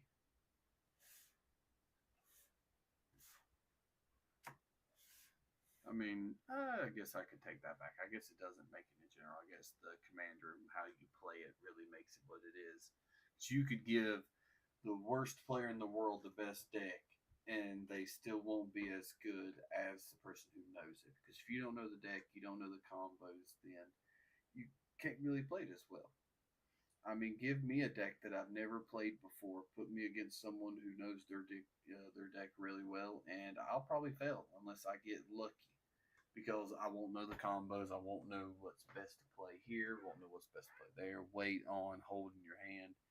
So that's why it's like this here. Even with this, I like to at least set the cards together, know what they're going to be, kind of get the combos together, shuffle it, and then still play with them. And you can even tweak them. Like, well, this card right here, It's 8 cost. It doesn't help me at all. Every time I get it, I never use it. It sits in my hand. Well, what you're going to do then is just take it out. Take it out, replace it with a 1 cost, 2 cost, something, instant sorcery, another creature, something that will help you get draw power or something. I bet you it'll come in way more handy than it would have in there. Kind of like something that you're about to see, like this one, or is this Predation? Is the best one that I can show. For each creature your opponents control, create a 4/4 green beast creature token. For each of those beasts fights a different one of those creatures. Now, it's an 8 cost drop. It's really good. But if I can proc it and then have this in doubling season out, then I will create 3 opponents, 2 opponents. Each opponent has 10 monsters, 20 to 30 monsters. I'm getting at least 40 squirrels, which is going to proc everything else in the deck. So, yes, this card is really good. I like it. I want it in here. But I could get this and never play it because I'm always not up there to paying 8 mana and it being that's my only play. Because I would have to have the card in there that says pay 10 life to untap all your lands. That would be kind of a combo there. Get a bunch of life, tap all your mana, play this, pay 10 life, untap all your mana, continue your play with something else. Because if you did just this, yeah, it's going to be good, but you definitely want to combo it with Doubling Season, Academy Manufacturer, Chatterbank, any of these right here to help. Because even these right here, when they come out, if you do this with Maskwood Nexus, they are squirrels. Not only are they green beast creatures, but they're squirrels. And what happens with squirrels? They gain +5/+5 with Champion of Lambert. They have Chatterfang, which gives it +1/+1 every time.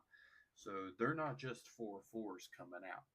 They are possibly, oh, don't forget Beastmaster's Ascension. That gives everything +5/+5. So, oh, they're easy 10/10s coming at you that you're not ready to fight that are doubled because each of those fights a different one of those creatures. So even the ones that are doubled, like if I'm fighting 20 creatures and I have 40 of these coming out because of doubling season, only 20 of those are fighting. I have 20 more that have came out. Yes, they got some sickness, but I have just tokens. Tokens. I love it. That's why I love Chatterfang Squirrel deck. Yeah, it's not got a lot of squirrels in it. I'd love to see this being like every single one being a squirrel, but it's hard to when you're trying to combine effects and stuff at the same time.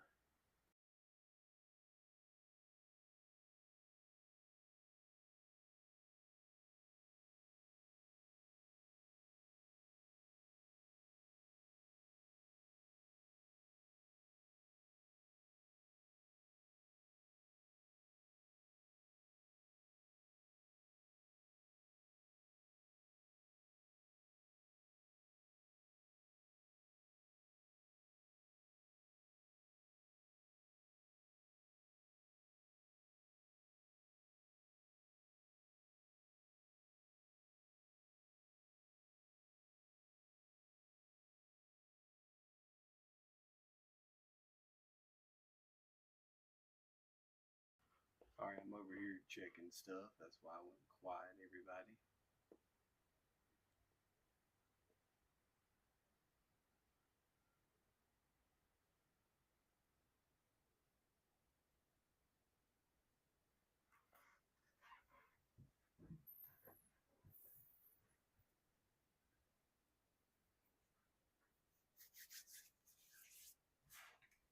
I'm also doing some calculations and some thinking. Looking at my cards still. Because I know we got sorceries and instances to go through. But I want to see if I have another enchantment, maybe. Sorceries, artifacts, enchantments.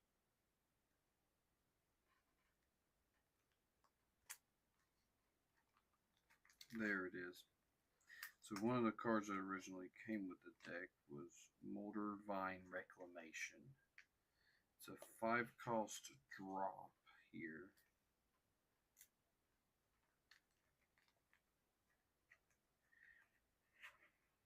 But what it does is whenever a creature you control dies, you gain a life and draw a card. It's not a bad card. I'm just trying to see if there's anything that I don't really need. I don't think there is. I think everything I have is what I want. Yeah, because I have the artifacts that are good. I've got those. We have 1, 2, 3, 4, almost 4 board wipes.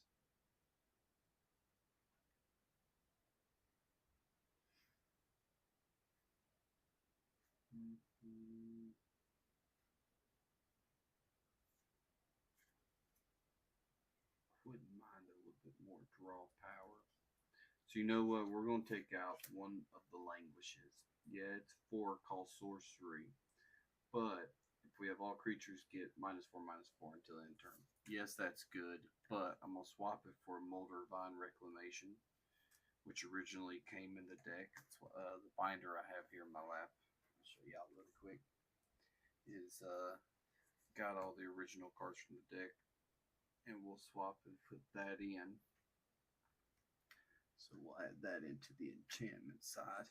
Yeah, that increased the mana rate by 1, but I don't mind all that too much.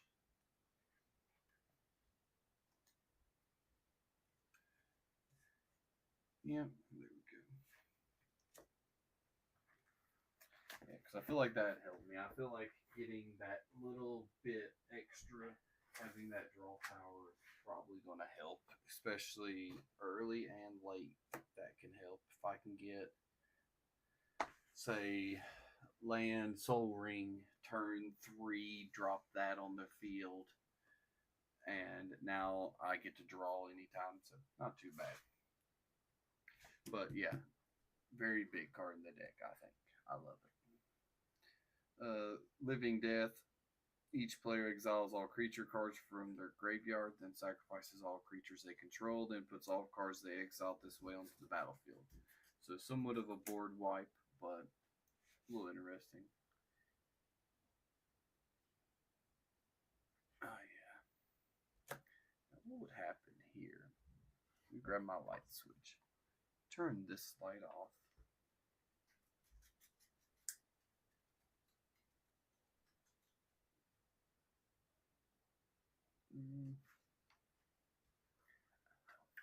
I like that. I don't think that'll make the cards.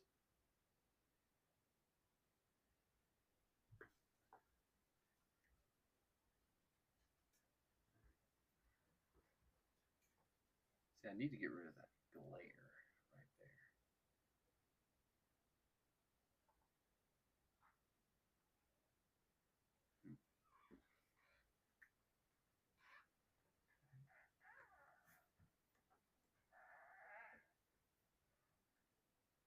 I guess I can't. I hate that.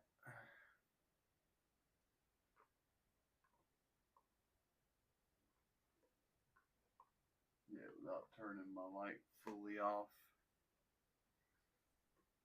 Let's see. Oh, that don't look too bad. Can I move this light over here a little bit?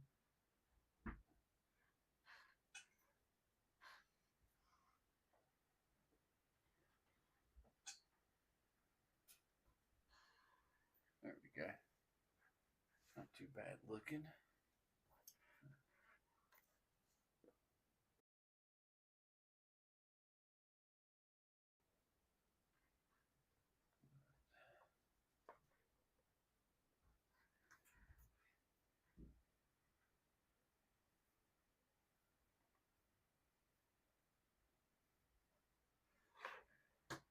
Just do that.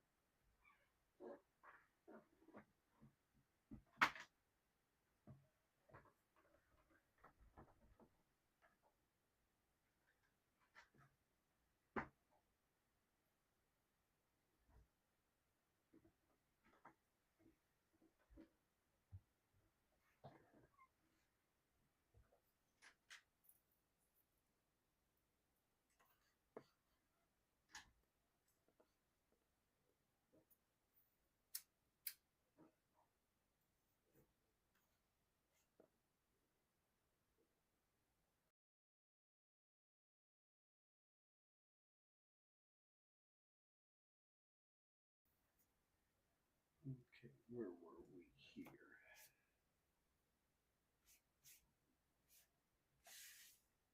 Clean up the desk of all that cat hair. Rise of the Dark Realms. Yeah, that was one. The same thing for me. It's kind of a personal preference. It's a 9-drop. Put all creature cards from all graveyards on the battlefield under your control. Not necessary. Probably a very big detriment in this deck, honestly. But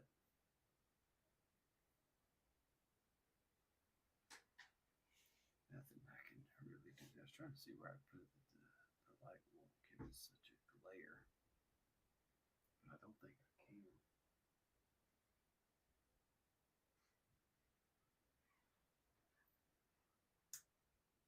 Yeah, that's fine. I'll turn on the blue light too.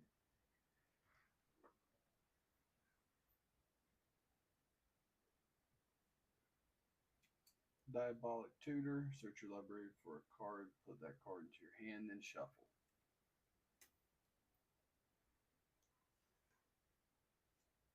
I mean, can't go wrong with that. That says exactly what it does.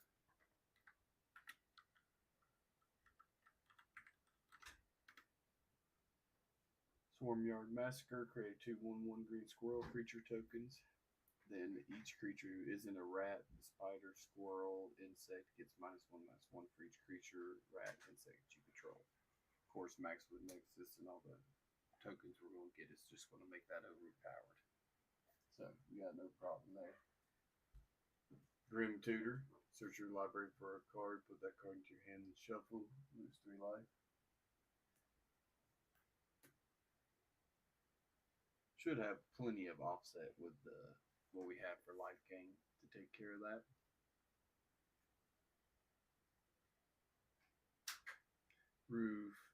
Rootcast Apprenticeship. Choose 3. You may choose the same mode more than once. Put 2/1/1 counters on target creature. Create a token, or target player creates 1/1 green squirrel creature token, or target opponent sacrifices a non-token artifact. So honestly, we'd probably either use that with the 1/1 counters for Champion of Lamport, or maybe creating squirrels. Never know. Depending on what we have, if we ended up using the enchantment over there and creating a demon, we might create more copies of the demon, which will create us more squirrels anyways. We have many partings, of course. 1 drop, not too bad for a sorcery. Search your library for a basic land, reveal it, put it into your hand, then shuffle, create a food token. Nice little pay 1 to get a land. So you're never gonna hear me. And of course, talking about land, Kodama. Search for 2 basic lands, reveal those cards, put 1 battlefield tapped, the other in your hand, then shuffle. And then of course Cultivate, which is the same thing but different. Just is. Search your library for up to 2 basic land cards, reveal those, put 1 to the battlefield tapped, other into your hand, then shuffle. So still got a little bit there. Help us with our landfall. Wouldn't mind building a straight landfall deck. I've got a deck in mind, but we just haven't done it yet.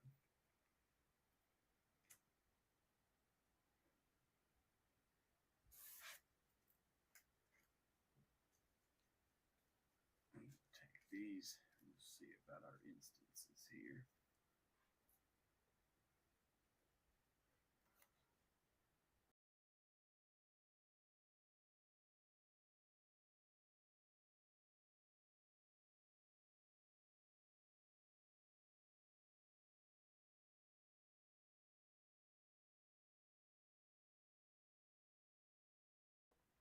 Okay, so of course I'm going to do Saw in half. One of the cards came with the deck. Destroy target creature. If creature dies, the waste controller creates 2 tokens. Easy way for us to destroy our stuff and create 2 tokens. Dark Ritual. Amazing card. Add 3 mana of the swamp variety. Darkness to prevent all combat damage that would be dealt this turn. 1 drop. Worldly Tutor. Search your library for a creature, reveal it, put it into your hand, reveal, shuffle, and then put that card on top of your deck. Sorry, not your hand. That's where our other cards come in. Arachnogenesis. So if we want to just wait for somebody to attack us, we can prevent all combat damage dealt by non-spiders. and create 1/2 green spider creature tokens with reach. So amazing. Verdant Command, choose two, and you can choose between the four of these, which is target player creates two 1/1 tapped green squirrels, counter target loyalty ability, exile target card from a graveyard, or target player gains 3 life. Well, we have stuff that activates no matter what we do there. Respite, 2 drop, prevent all combat damage. That would be dealt this turn. You gain 1 life for each creature attacking you. Amazing, so even more life gain. Second Harvest, little 4 drop. For each token you control, create a token that's a copy of that permanent. So way more of everything, just literally making a copy of everything that we have. And then of course Fog, another little 1 drop instant. No creature deals damage in combat this turn. Just prevents combat damage. So that's pretty much the deck right there. That is going to be our Chatterfang deck. And it's looking really good in my opinion. It really is.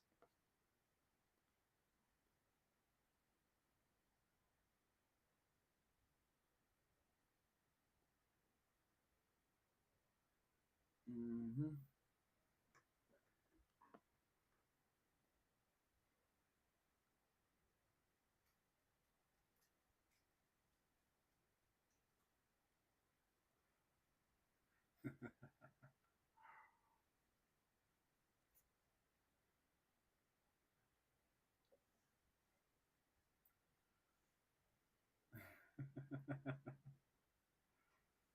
What's good, Extreme? Hope you're having a good night. If y'all haven't yet, go check out Extreme TK. He's streaming right now. This legend, what is he playing? He's playing Obscure, oh, like Expedition 33.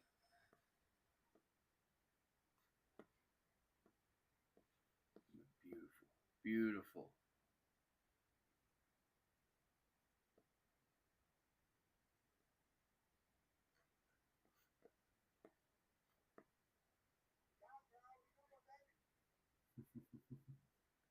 Looks like he's having a blast over there on his channel.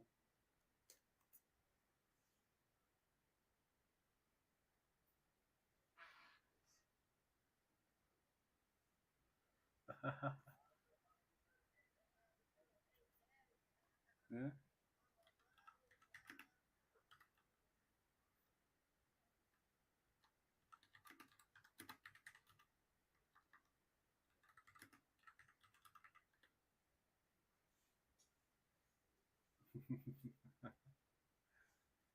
Yeah, I hope y'all are doing good tonight. I hope you're doing good tonight, Doctor. Not Doctor, but Extra.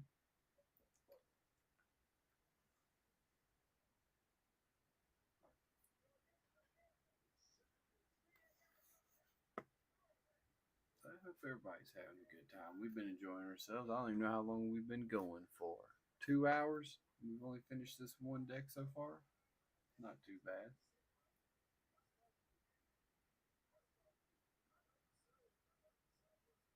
Not bad at all. Ah, dust. Okay.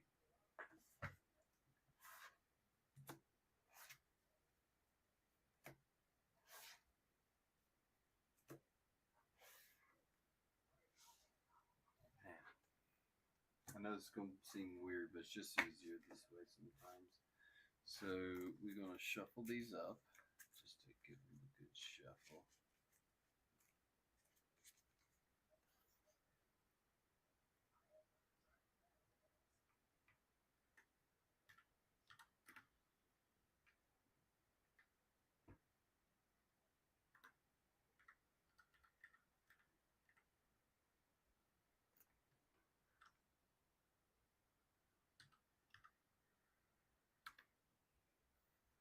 Nah, my thing doesn't want to work. But yeah, big shout out TK, man. Hope you're doing good tonight.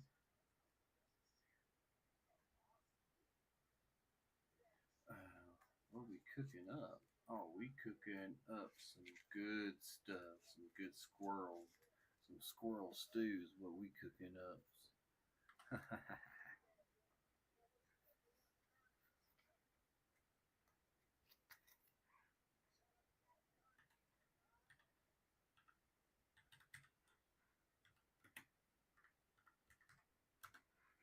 I told him, hey, we making some squirrel stew.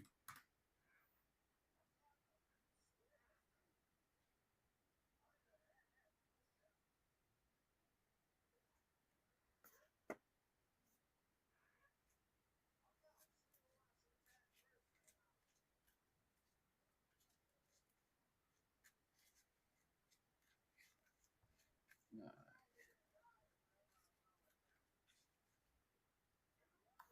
let's see here.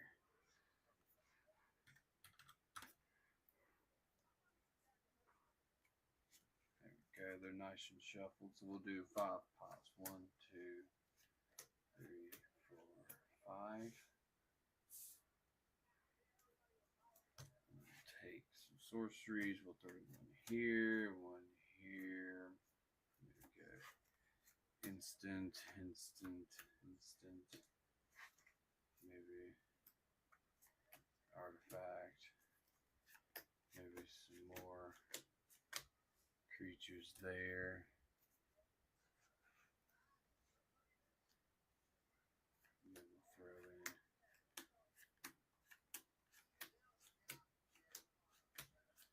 2 lands on top of each other. And then maybe one of these and one of these and some of these and then one of these and maybe this and maybe this again and then maybe 2 more mana and then we'll throw this here, this here, this here. And then 2 more there and then this and then this and this and this and this and this and this and then we'll go 1 more on top. We'll go here and then we'll go boom, boom, boom, boom, boom, and I dropped some cards. Oh, good lord.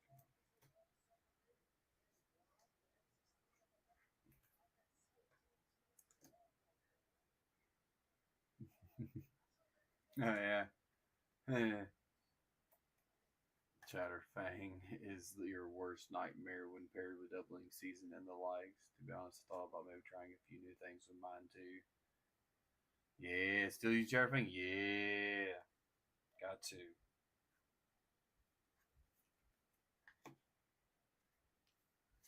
Add some more lands in here, and maybe another one of these here, and do one there. Add some more lands and some artifacts.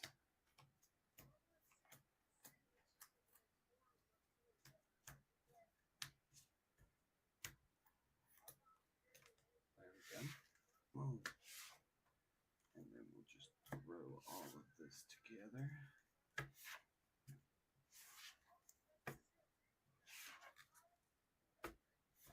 There we go. Now we take half. Let's see here. We shuffle it up a little bit here.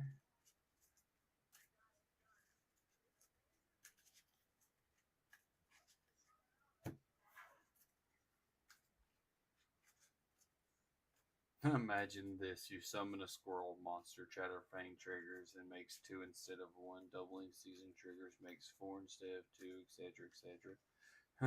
Yeah.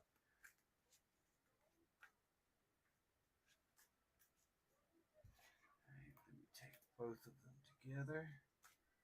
Do us a little shuffle there.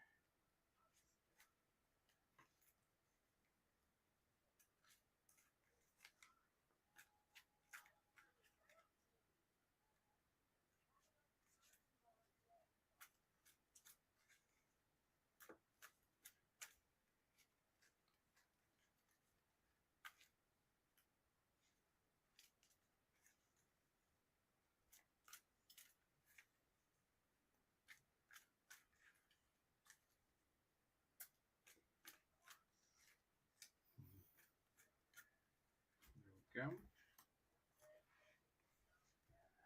Shuffled up really nice. have to go through and make sure that I have all the tokens. So I probably shouldn't have even shuffled right then because I'm gonna have to go through and upload this deck so this way I can have it as a solid list.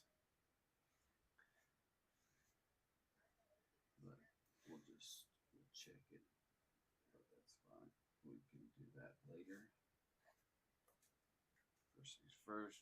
Oop, turn it this way. Do exactly the same thing again. 1, 2, 3, 4, 5. This time we don't know what's what.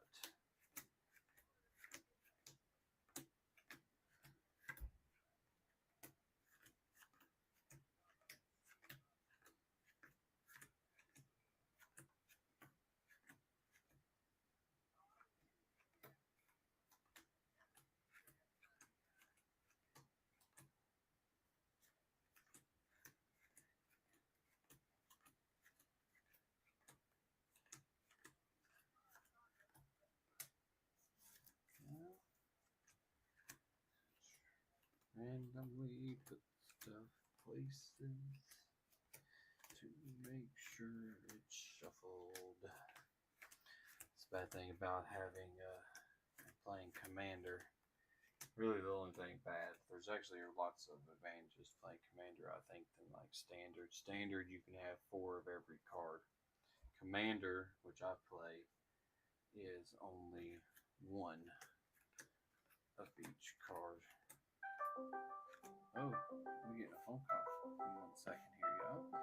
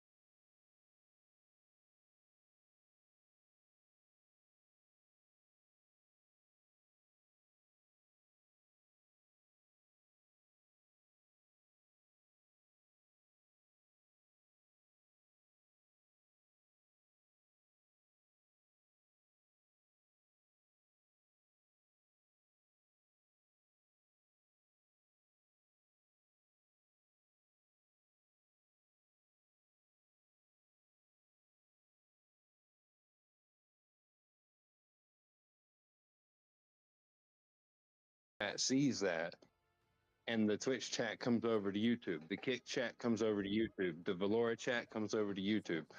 You know, everybody comes over to YouTube, and he gets more watch hours and YouTube traffic.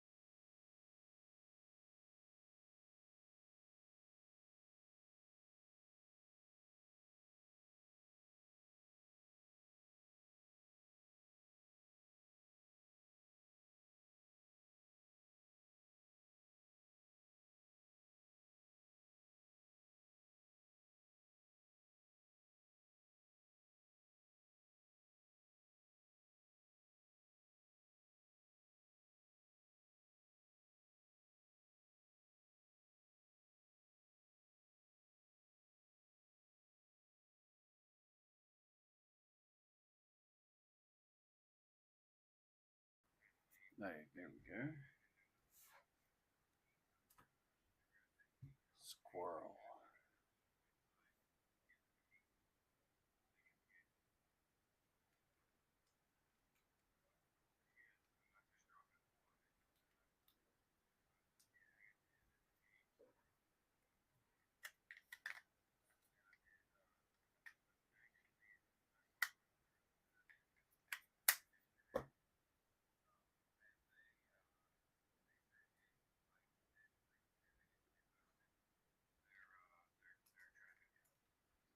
Oh, okay. All right.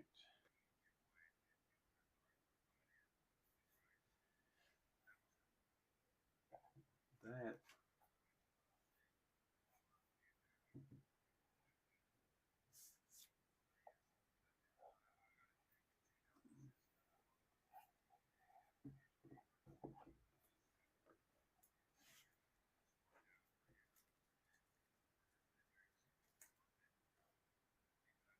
All right. There's squirrels is done.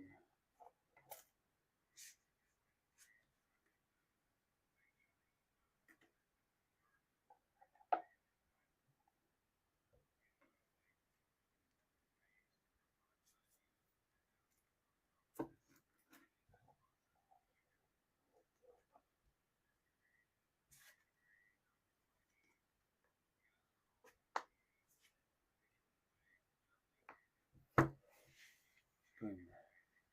Squirrels.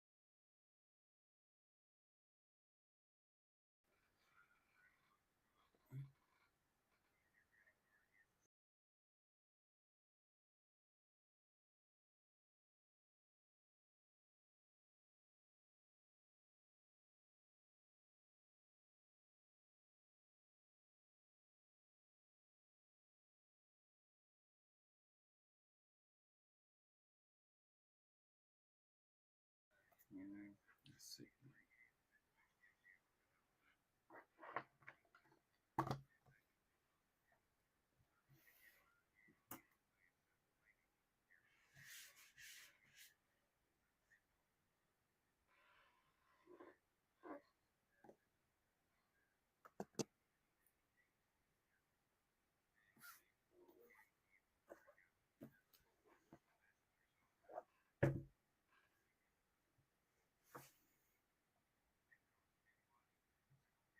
Slivers.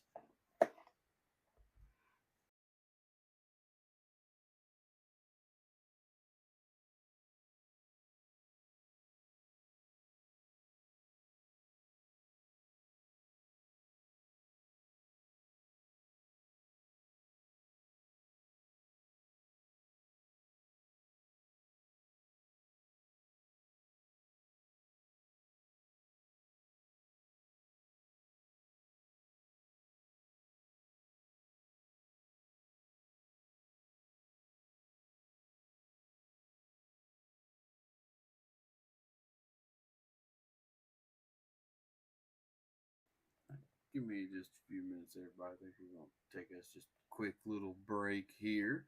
Go grab us some, maybe grab us a little snack, popsicle, something, get us some water. We'll be back here in just like 5-10 minutes. And we're going to work on our next deck. Y'all can take a guess at who that is.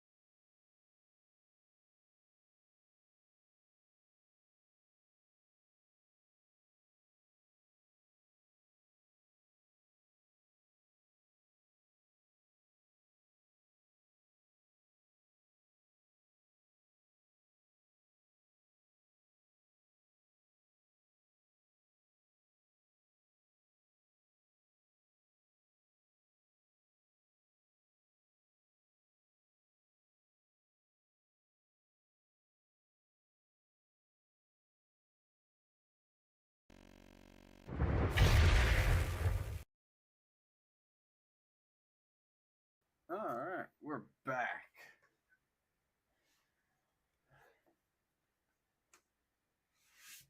And we are going to work on slivers.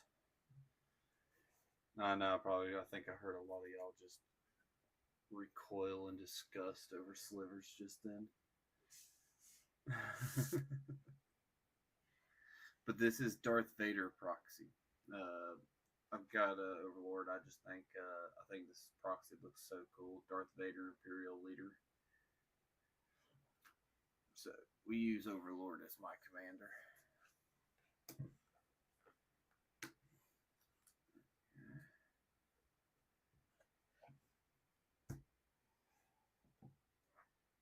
Of course, we gotta separate them again. We'll set that over here.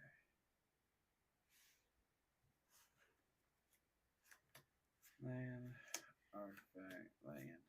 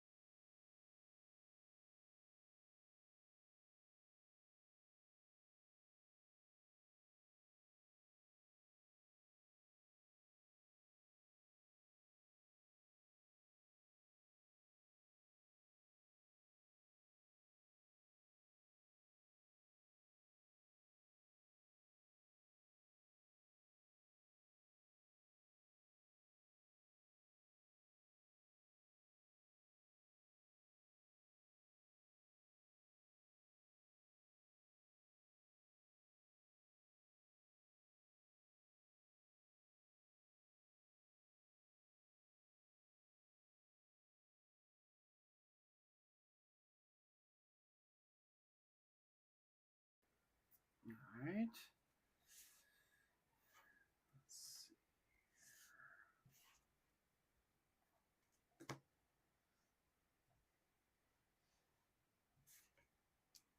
Artifacts, sorceries, enchantments instances. So we'll start with the creatures and see what we have here. And kind of sort them a little bit more.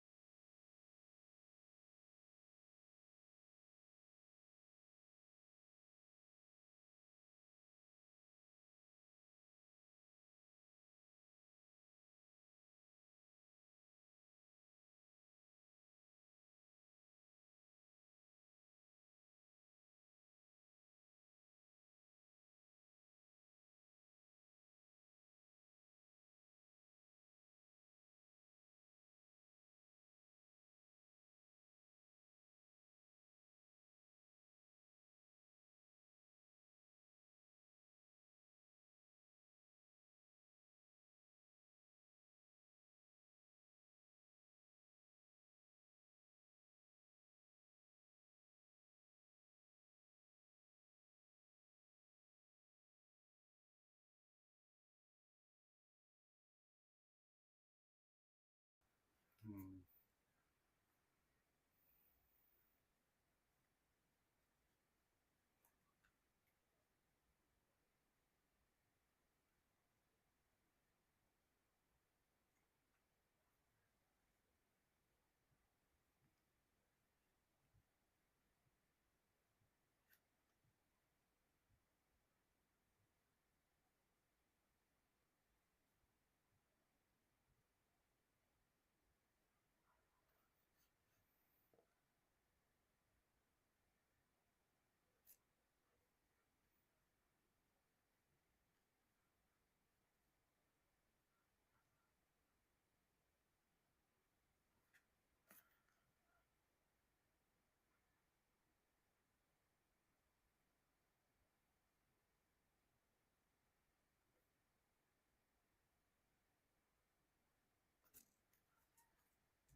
Hmm.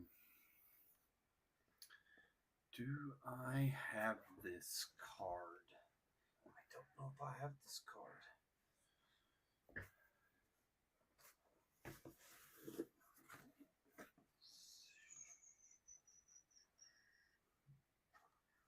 Thinking of a certain card.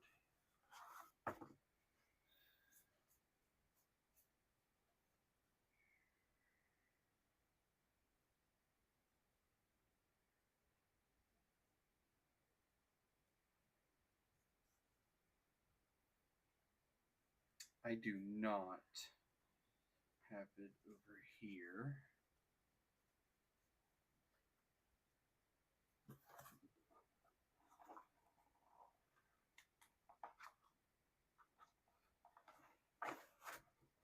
Okay. Let's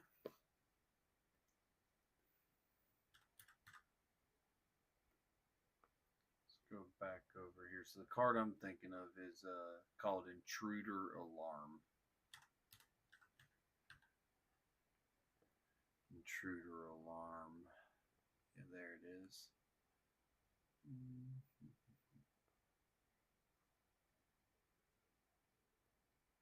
They got a nice one on here for $3, $3.50. Creatures don't untap during their controller's untap step. Whenever a creature enters the battlefield, untap all creatures. But not too bad.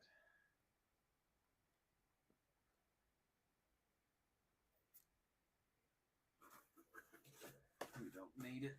Let's see if I have it, but I don't think I do.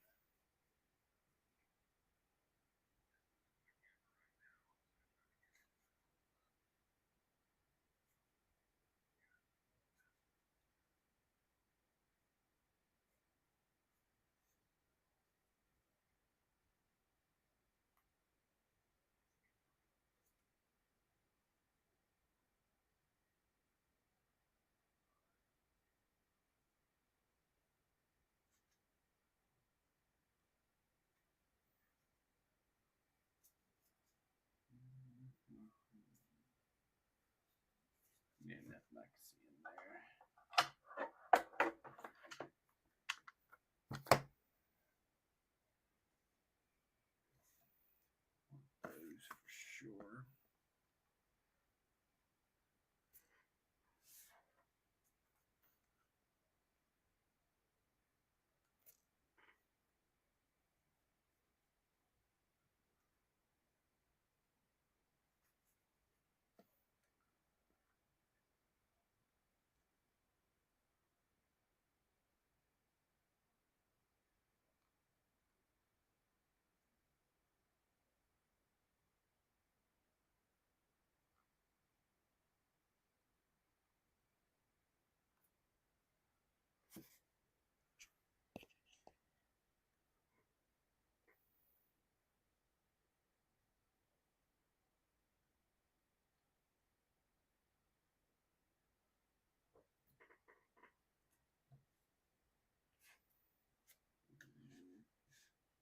Throw that there.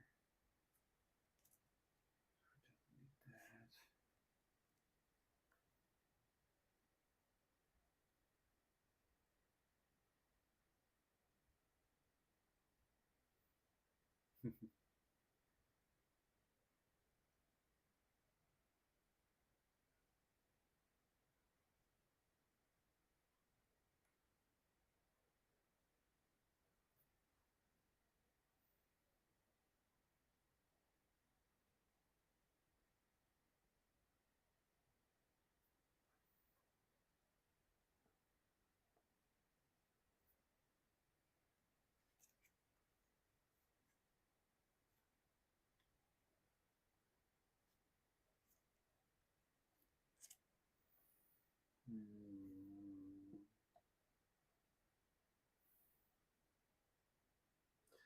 Trying to think here what I could throw in.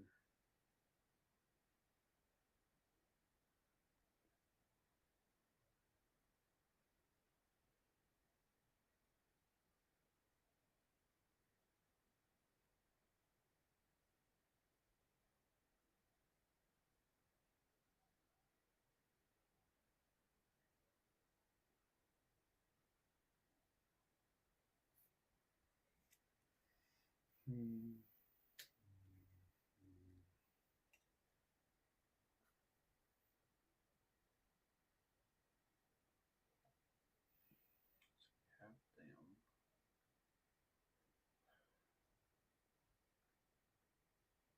Love to have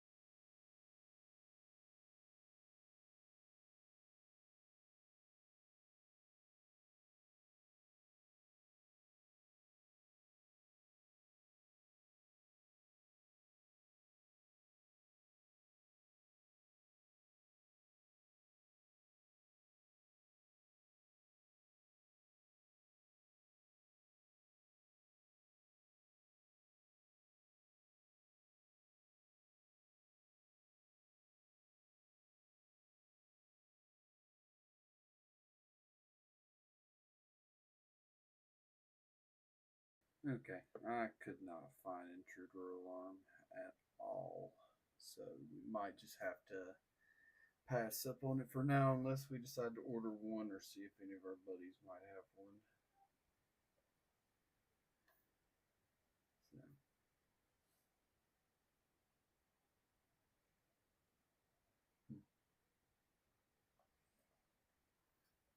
but we'll see. We'll see how the RNG gods praises.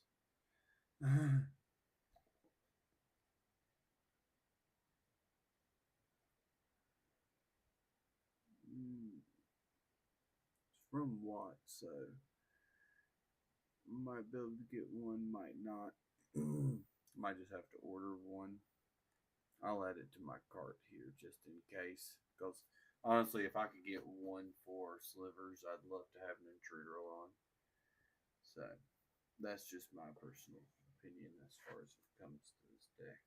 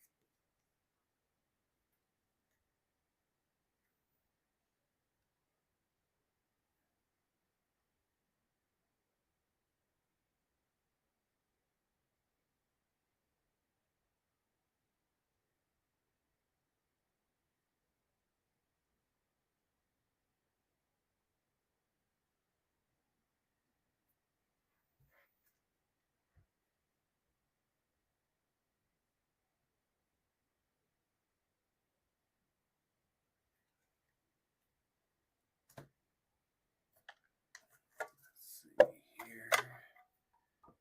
Keep having to look over cards.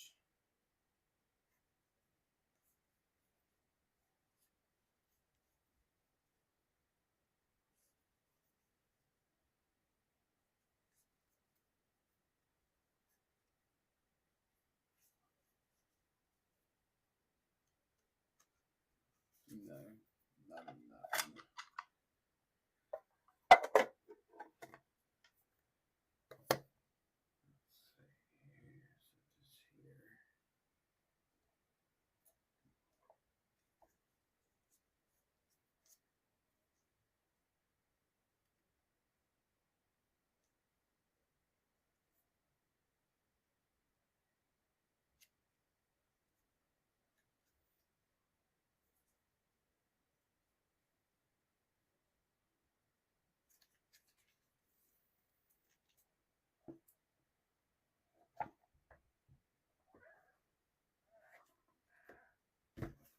Big box again here.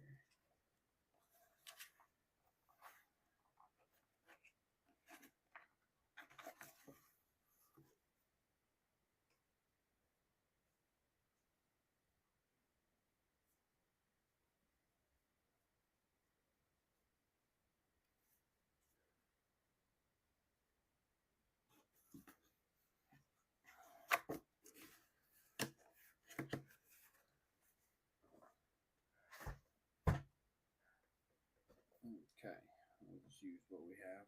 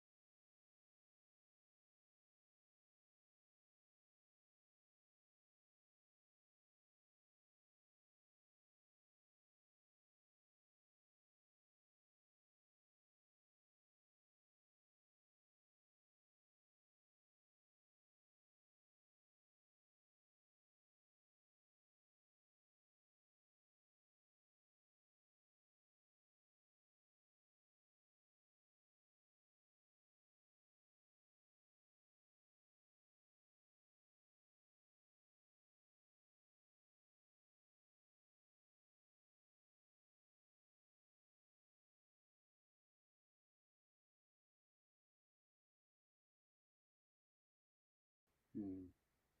I'm also looking. I feel like I have this card.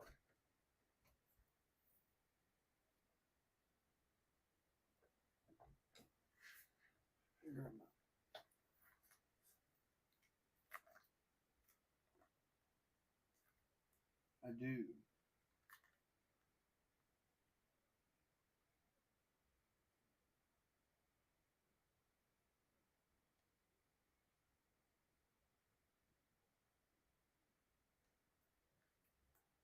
Let's see here.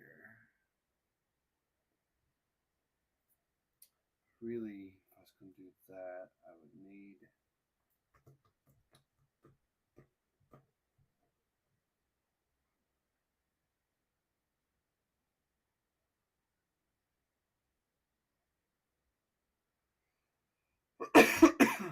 Hmm.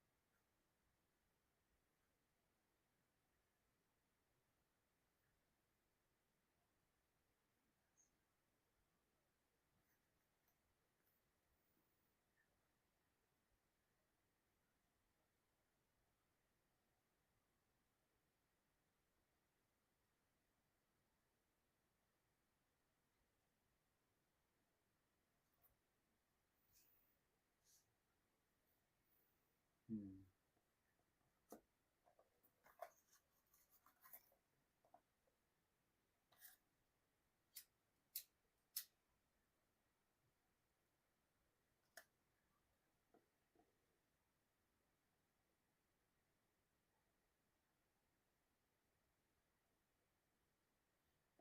Okay.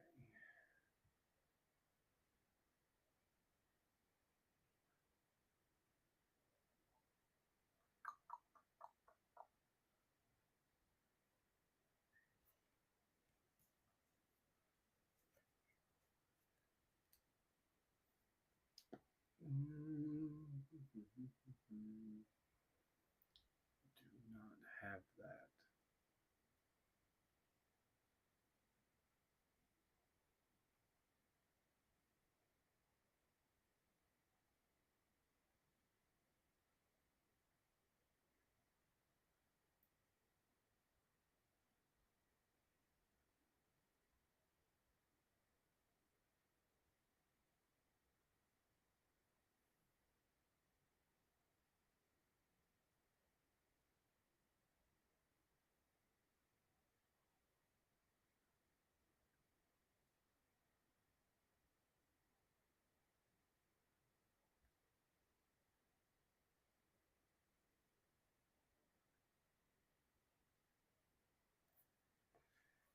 Okay, let's see. Want these. There's my other creatures out there.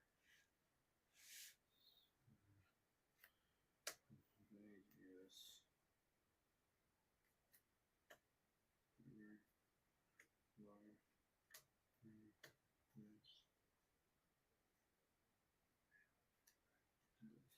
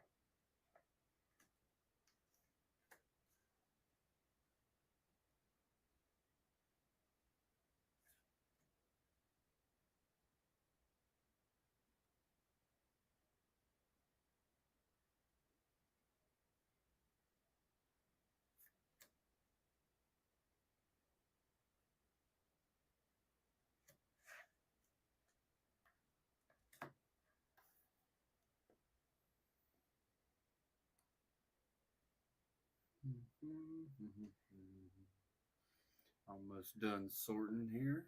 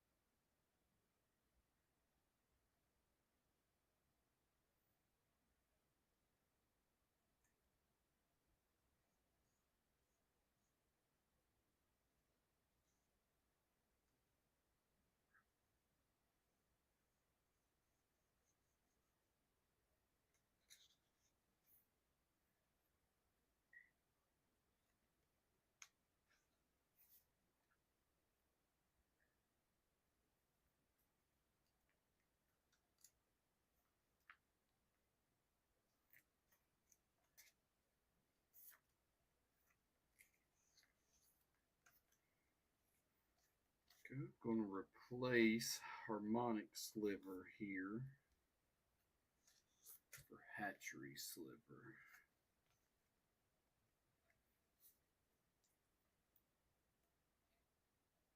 Just because that would condense it down a little bit to be able to make copies of my slivers if I need to. And you're not copying the legendaries anyways.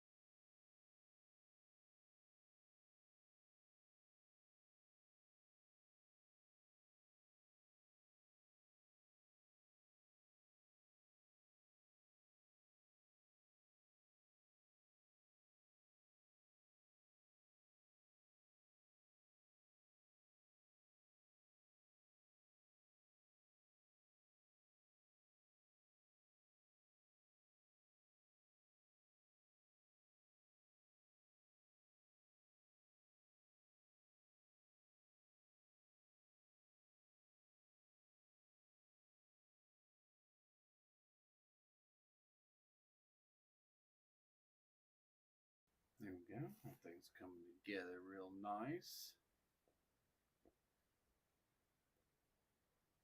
Looking good, looking good.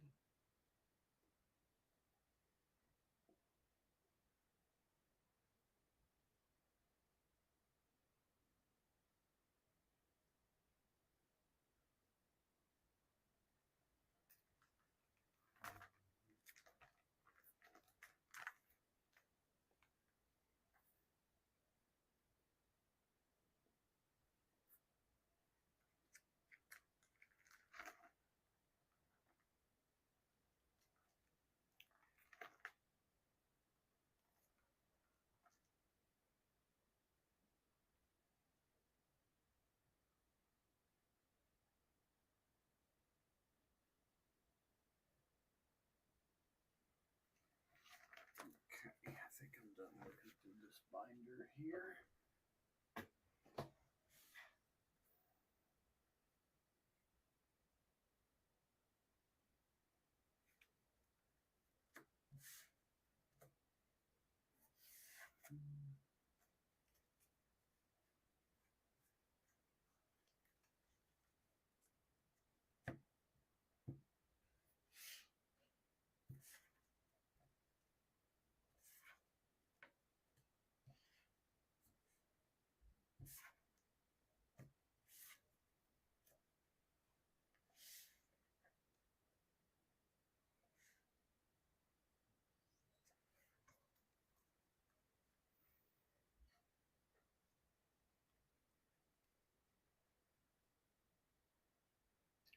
Double check, make sure everything's looking good. Deck looks nice.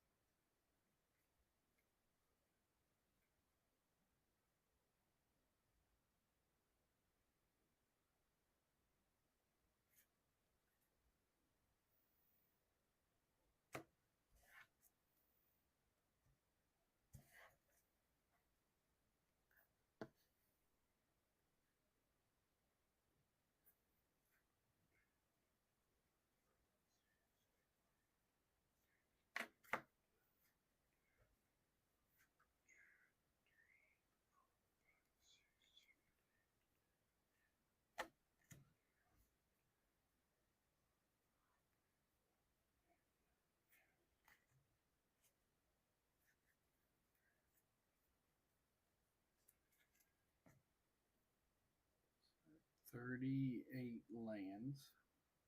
1, 2, 3, 4, 5, 6, 7, 8, 9, 10, 11, 12, 13, 14, 15, 16, 17, 18, 19, 20, 21, 22, 23, 24, 25, 26, 27, 28, 29 creatures.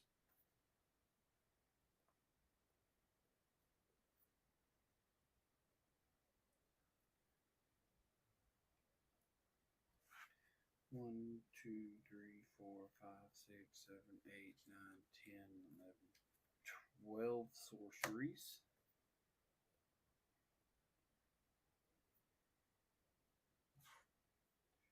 3 enchantments. Don't use too many of those. 1, 2, 3, 4, 5 artifacts.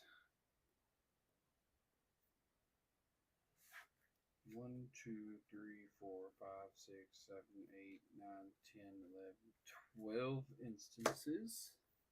which should bring us up to 99 plus our commander for 100.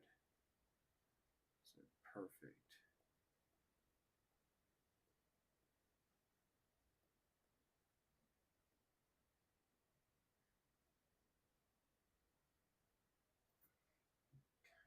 Perfect.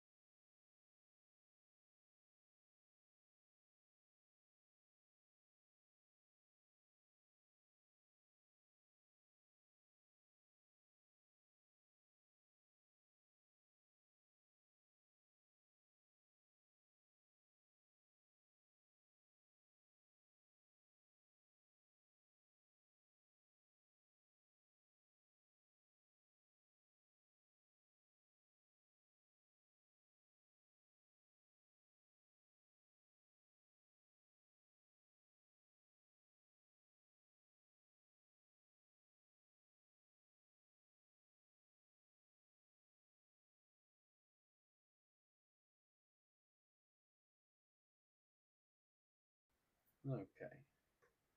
Got everything sorted. Everything's looking good. We'll have to go through the cards to make sure we want them.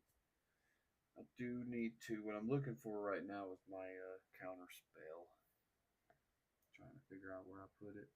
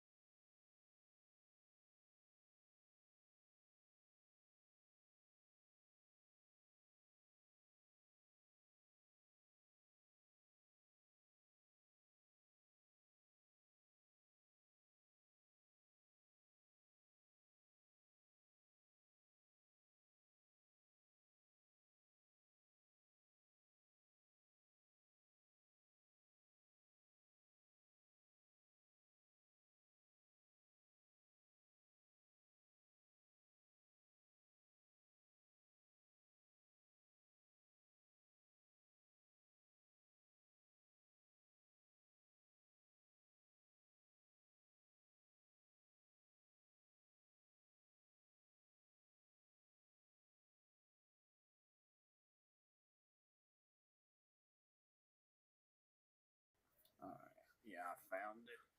Counter spells in my other deck, so let's have to get another one. Ain't too bad. So we'll make a quick list here.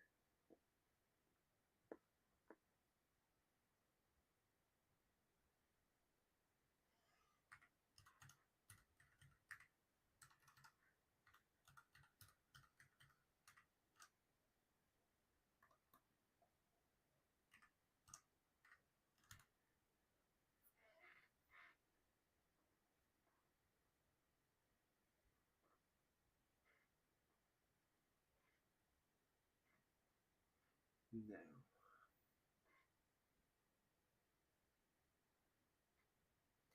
let me got so much stuff going on here.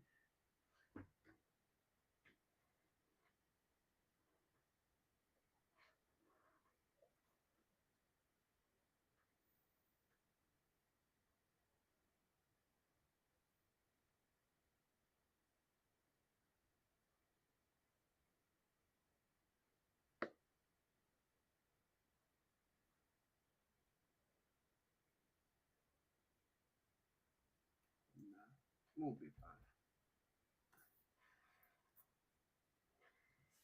Yeah, I think who knows?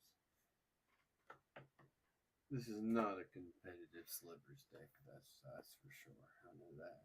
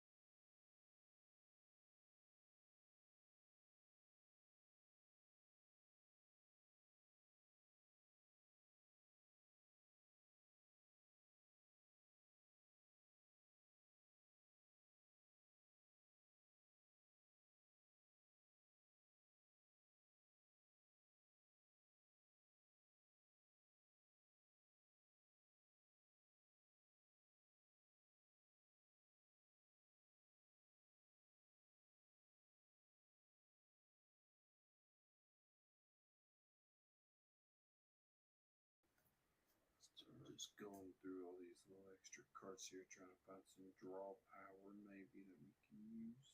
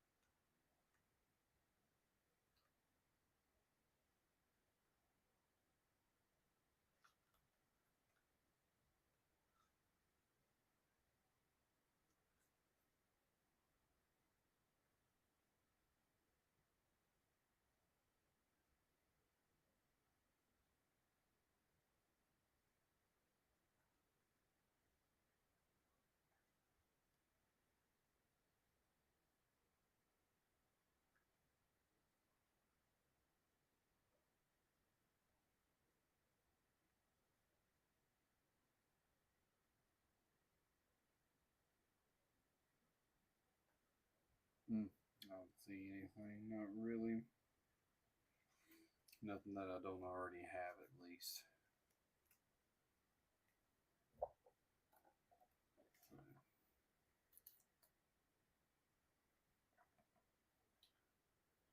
Put squirrels back up.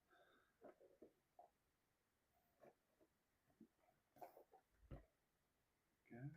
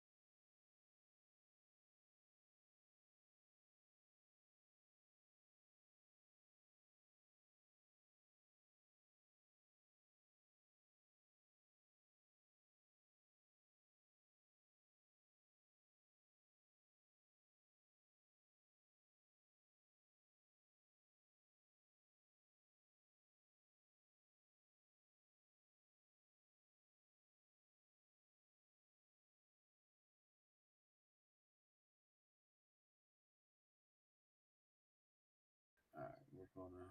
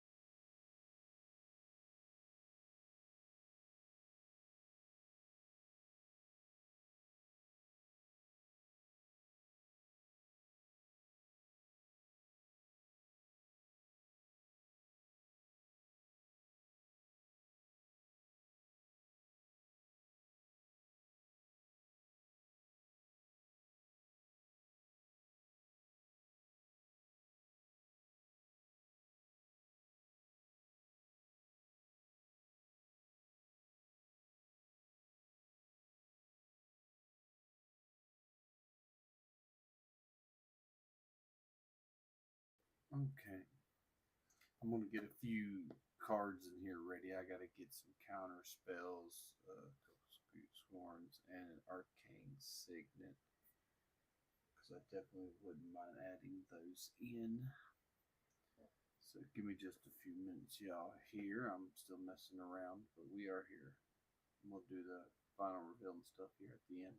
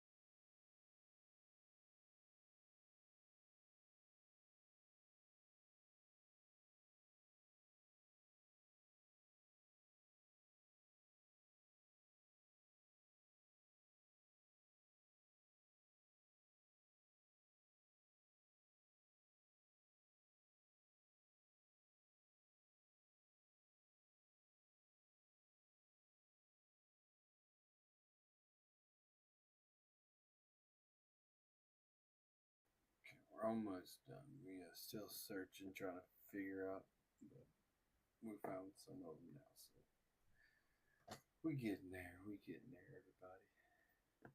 Finishing this right here. Sometimes unexpected things come up.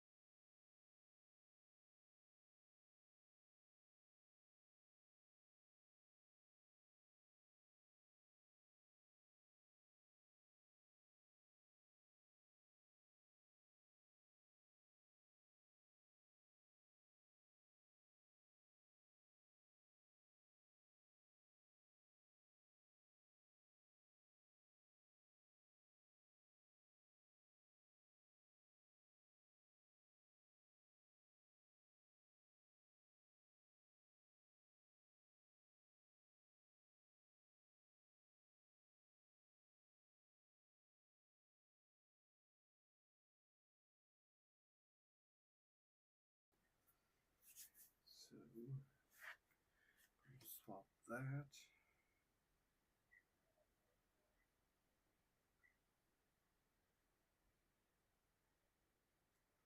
Those.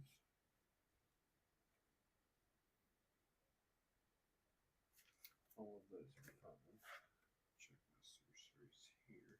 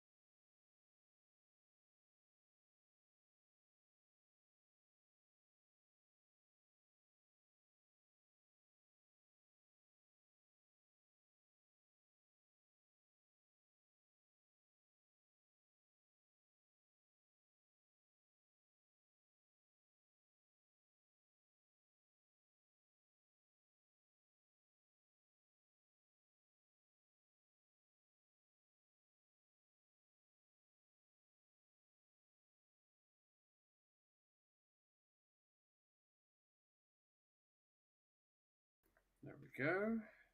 Counter spell. Good to go. Look at that. Beautiful. It's a Doctor Strange counter spell. So now we'll take our convolute, swap it for counter spell.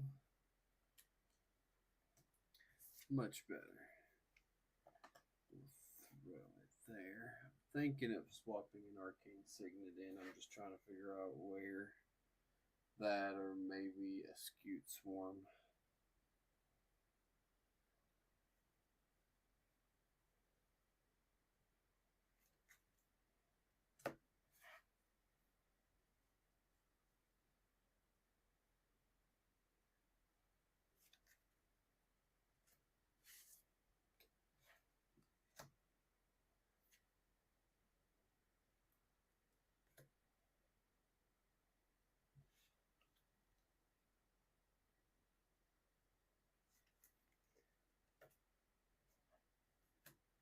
Maybe get rid of Windfall.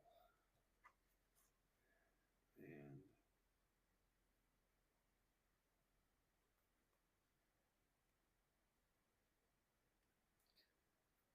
Arcane Signet at least would give us constant mana.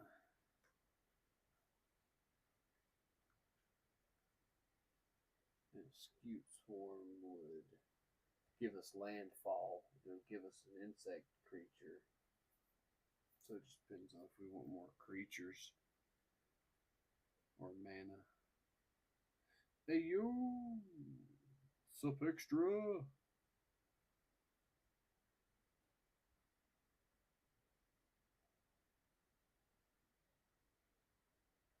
Hydrate. Oh my god, I turn around and I don't have anything to drink. Oh my lord. Oh my good lord. I have nothing.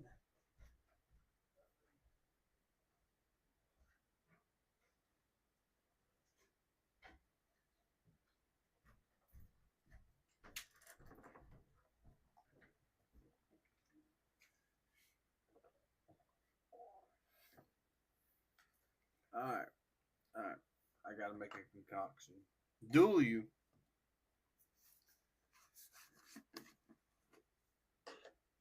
I am not prepared, but we might.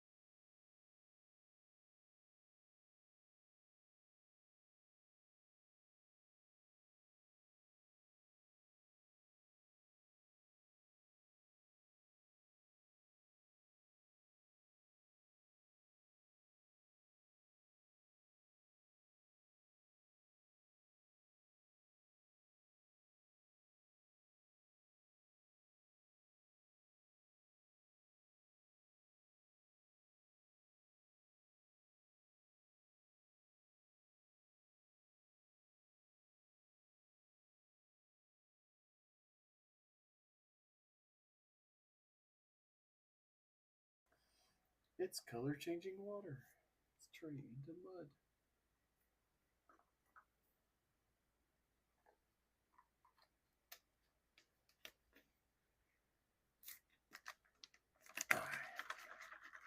Get a little ASMR shake on here.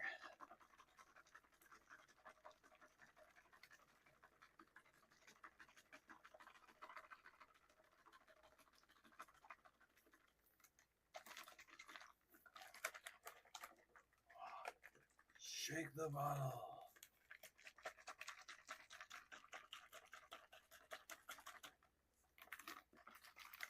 Alright, now we can get a good hydrate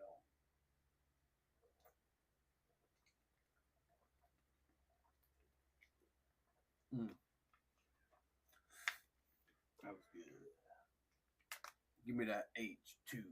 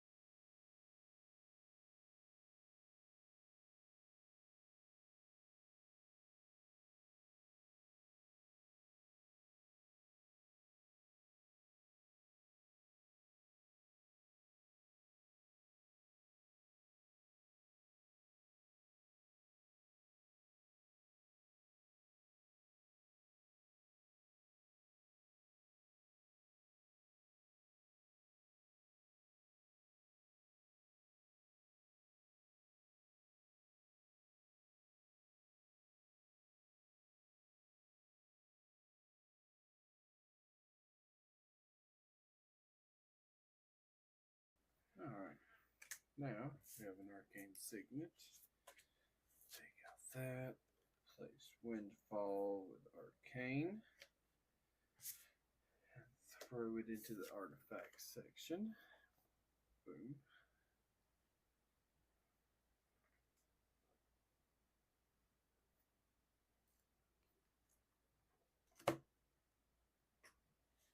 Now,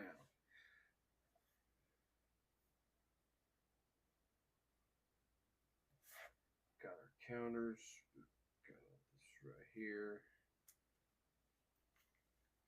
We've got our tutors, our counters, couple. We don't have too many in this deck, honestly. This is not really a counter deck because we're not really trying to counter other people from doing stuff. We're just trying to have fun with our decks. Especially this one. This is not a very competitive slivers deck. This is more of the friendly slivers. It just wants to slowly build up and dominate over time, you know. Just slowly take over.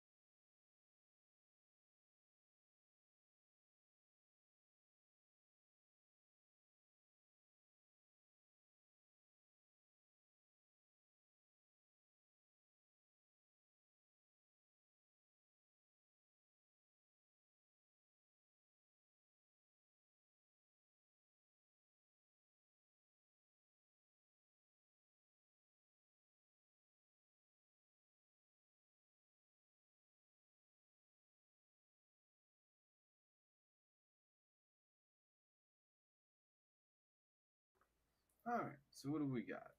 Overlord, Siphon Sliver, so slivers you control have lifelink. Beautiful. That says all you need to know there. Lotus Cobra, so you have landfall, add 1 mana of any color. Birds of Paradise to add a mana of any color to your mana pool. Cloud Shredder, so all your slivers have flying and haste. It's always good. Sliver Queen, so create a 1/1 colorless sliver creature token for 2. Ignoble Hierarch. Exalted, you can tap it to add a swamp, fire, or forest, which is always good. Almost like your Lana War Elves, which is nice. I just don't have Lana War Elves in this deck. Good, but they only tap for forest, and I kind of like to tap for a little bit of everything. Dormant Sliver, so this way all my slivers have Defender. If I get him out, I am not attacking no more. I won't be able to. But they have, when this permanent enters the battlefield, draw a card. So I'll get to do a lot more draw power once we get a Dormant Sliver out there.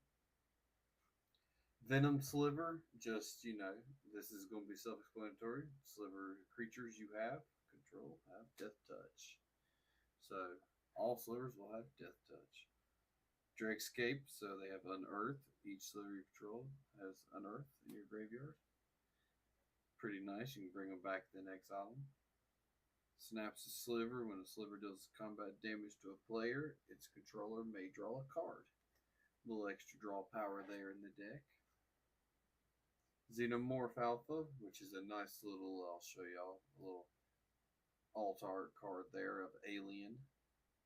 I like it, but it's just a Sliver Hive Lord. Slivers you control are indestructible. It's very nice. Morphon, the Boundless, enters the battlefield. Choose a creature type. Of course, we choose slivers. Spells of the chosen type you cast cost 1 color of less. So, just pretty much reduces the amount we have to pay for making any sliver. It's very nice. It'll make all of our 5-colored mana free. So, it's very nice. Root Sliver. Slivers can't be countered, and Root Sliver can't be countered. So, helps our opponents from being able to stop our slivers at all. It's kind of like an ultimate counter in our deck if we can keep it out there long enough. Sliver Legion. All sliver creatures get +1/+1 for each other sliver on the battlefield. Just a way to boost our people up before we get our defender out there. Gale Rider Sliver, so this way our sliver creatures have flying. Nice little 1-drop water. You'll see here in a minute, I'll actually go through here so you can see now. Hatchery Sliver is the one that we put in earlier. And it has Replicate, so when you cast this spell, copy it for each time you pay its Replicate cost. Each sliver spell you cast has Replicate. The Replicate cost is equal to its mana cost. So just a way to copy every single one of our slivers. Acidic Sliver, so this way we can sacrifice a creature and it deals 2 damage to target creature or player. Biomancer's Familiar will have our activated abilities of creatures we control cost 2 less. Not too bad, it'll help out with some of our abilities that cost a little bit of mana. Now this one is just a me thing. I don't know why I added it in, but I like it. And it's a Vaseline Angel of Hope. Can't really see it. It's a little wonky on the screen there. But she has flying, vigilance, and indestructible. And other permanents you control have indestructible. So she will give your artifacts, your lands, your enchantments, and all of your creatures indestructible. I think that's pretty good. Saves you against some board wipes there. So she's kind of nice. She does cost a good little bit. She is 5 of anything and 3 light. But I think, sometimes it's worth it in playing in fun decks, to have some cards that you just like. Why not? Basil Sliver. All slivers have sacrifice this creature. Add 2 swamp to your mana pool. Not bad. Especially if you need some extra mana on hand. All sliver creatures have pay 3. Sacrifice this permanent. Destroy target permanent. That's a necrotic sliver. And that's earlier that we were talking about Biomancer's Familiar, how it lowers the cost of all of your activated abilities by 2. Well, this right here just reduced it to 1. So now we just pay 1, sacrifice a sliver, and destroy target permanent. It's not bad. Makes things cost a little bit less, so it's always good. Heart Sliver. Slivers are unaffected by summoning sickness, so they have haste. Beautiful. Old art card too, which I love. It should say on there all slivers have haste, but this is the original art for it. So it says all creatures are unaffected by summoning sickness. But beautiful card. Love it. Mana Weft Sliver. Sliver creatures you control have tap, add 1 mana of any color. Beautiful card to have in this deck, especially how we're doing nothing but summoning slivers. Slivers, slivers, slivers. Gemhide Sliver. All slivers have tap to add 1 mana of any color. Beautiful card. So this way, again, making sure we have mana. Amoeboid Changeling. So this way we can target creature. Gains all creature types until the end of the turn. That means we can turn something into a sliver and then take control of it with our commander's ability, which, with Biomancer's Familiar, costs less. We got ourselves a Sledge Sliver here. All sliver creatures have this creature gets +1/+1 as long as you control a swamp. And all slivers have pay a swamp, regenerate this permanent. So nice little thing. We'll always have a swamp, so all of our creatures will always get a +1/+1. If we can replicate this, that'll give us +2/+2, which is always a nice little addition to the deck.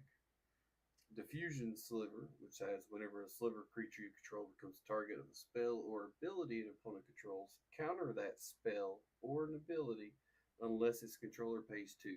So kind of like how we were talking about, we don't run many counters in this deck. This is a counter creature.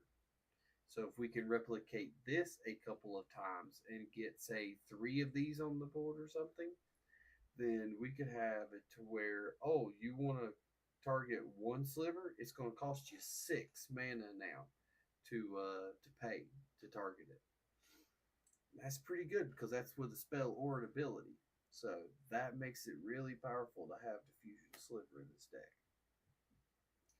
Crystalline Sliver. All slivers have Shroud. Well, what's better than Diffusion? Shroud. And with both, you could replicate as many of these you want and have, like, well, Get around it. Now, it doesn't get around everything, having Shroud, but it does get around a lot. And then, of course, our last monster is going to be a Larva Belly Sliver. Sliver creatures you control have when this creature enters the battlefield, it deals 1 damage to target player or planeswalker and you gain life. Not too bad, but when combined with the other cards, definitely really effective. Then, of course, we've got our sorceries. So, of course, we're going to have ourselves a board wipe. So, our first board wipe of the day is Obliterate. Beautiful alt art. With that there, it is, I know you can't really tell, but it's Obelisk, the Tormentor. Love it. Glorious. Then we got Farseek, of course, searching for plains, islands, swamps, put on battlefield tap and shuffling, so a little bit of land there. Living Death to help us get rid of the field a little bit and bring stuff back from the graveyard to our side of the field. Rise of the Darkness, like we said in Squirrels, we have it also in Slivers, just because it's a personal favorite of mine. Yeah, it's a 9-drop, but again, I like taking everybody's graveyards and saying, hey, your creatures are mine. So it's definitely very good. We got Blasphemous Act, which is always good. Spell costs 1 less to cast for each creature on the battlefield. Of course, there's going to be a lot of them. And it deals 13 damage to each creature. Got the nice little Deadpool art of that, which is always nice. I hear you, kitty. Now and away over here. Now, of course, we got Grim Tutors. Search your library for a card, put it into your hand, shuffle, lose 3 life. But hey, 3 life for a card that you can get anytime, that's well worth it, especially for 3 mana. Cultivate, so we can search for 2 basic lands, put 1 on the battlefield tap, 1 in our hand. Going to do the exact same thing again with a Kodama. And then we're going to search our library for a forest and put it on the battlefield, then shuffle with a Nature's Lore. We are also going to follow that up with a Distant Melody. So when we choose a creature type, we can draw a card for each permanent you control of that type. Like we said, we're going to have nothing but slivers and a whole bunch of them. So we're going to be drawing like crazy with this one card. Now, of course, it is a sorcery, so we can only use it once. So we got to be a little strategic with that, but that's okay. And then we have Diabolic Tutor. You search your library for a card, put a card into your hand, then shuffle. Yeah, it's a 4-drop, but still 4-drop for any card you want. That could be helpful depending on the pace of the battle. So we're definitely going to see a lot of use out of that. Now, instances, a little different, but a lot of the same. And this is just because we had the time, we got them when we could, when prices are right. Definitely say if you're looking for cards, definitely always be shopping around and checking prices, you know. So first we're going to do Enlightened Tutor. And we do have a few bit of tutors in this deck. Search your library for an artifact or enchanted card. Reveal it. Shuffle. Put that card on top. Nice little altar out there. Love it. Dude just standing on the cliff. Just epic pose with people in the background. Kind of reminds you of like a Hercules moment or something. We've got our counter, Circular Logic, so we can counter a spell unless this controller pays 1 for each card in our graveyard. Depends on how much they want to hurt us, and we'll play that. Worldly Tutor, of course, search your thing, put a card on top. Mystical Tutor, same thing except for instant or sorcery. And then we got a Rakdos Charm here. You can choose 1, exile target player's graveyard, destroy artifact, or each creature deals 1 damage to its controller. Someone wants to play like squirrels against us. How we do make a lot of squirrel tokens. Well, 1 Rakdos Charm can really mess up your day if they decide, hey, you just said you made 500 squirrels in an infinite combo. On resolution of that, I'm going to Rakdos Charm, and each one of your creatures is going to deal 1 damage to you. Boom. And that's only a 2-drop. 1 fire, 1 swamp. Easy in dual ender right there in 1 card. Especially against the token decks. So, really need to think about that depending on what colors you play. Darkness. Prevent all combat damage that would be dealt this turn. One drop swamp. I do like my blocking combat damage for a turn cards. So again, we have Fog. And then, like we said again, Holy Day, prevent all combat damage. So we have our grass, water, and swamp. Dark Ritual, because, if you're playing a multicolored deck, Dark Ritual is just good in any deck. If you're playing swamp or whatnot, 1 for 3, who wouldn't give up that? Like, I would give up any day. One slot automatically at the very beginning, knowing that I'm building a swamp deck, Dark Ritual. Boom. It's in. If you're doing Creekwood, could easily be another one. If you're doing Swamp and Forest, this way all of your cards cost 1 less. Emerald Medallion makes your greens cost 1 less. So there's a bunch of good cards you could throw in there with Dark Ritual. Counterspell. Counterspell is the one we was messing with trying to get earlier. We swapped it out and threw this one in. So instead of a 4 cost, we have a 2 cost now that just straight up counters. Now, this one is one that I don't run in a lot of my decks because I don't have a lot of plains decks and stuff, but Tefari's Protection. You just leave. You just walk out the door and say, hey, I'll be back at the end of my turn, or I'll be back at the beginning of my turn. Y'all have fun playing without me. Every one of your cards might as well just be vanishing off the table because it's so good. Just until your next turn, your life total can't change, and you gain protection from everything. All permanents you control phase out. So they're just gone. You just in your own little pocket dimension over here chilling safe and sound while everybody else is panicking. So that's always fun. And then Edmir's Call. And I've got the Ghostbusters one, which is Answer the Call, which is really nice. And it is to search your library for a creature, reveal it, put it into your hand, then shuffle. It is a nice little 2-drop forest plains. Really nice little card. I enjoy it. Enchantments, not too many on enchantments here. We're actually only running 3 enchantments. So the first one is the main one, Training Grounds. It is activated abilities of creatures you control cost 2 less to activate. This effect cannot reduce that mana to cost more than 1. So if you had 6, it'll go down to 4. But if you had 3 of these, you cannot make it go to 0. It always has to stay 1. But always a good card, especially in this deck. I again have a card that I like to play, which is Cry Up with Right. 2-drop enchantment. Creatures you control have tapped to add a mana of any color. I know we have 2 slivers that do the same thing, but you could pop my slivers. A little harder to pop my enchantment if you're not ready for it. And then Kindred Discovery. As it enters, choose a creature type, slivers. And then whenever a creature you control of this chosen type enters the battlefield or attacks, you draw a card. So a little draw power on top of what we already have.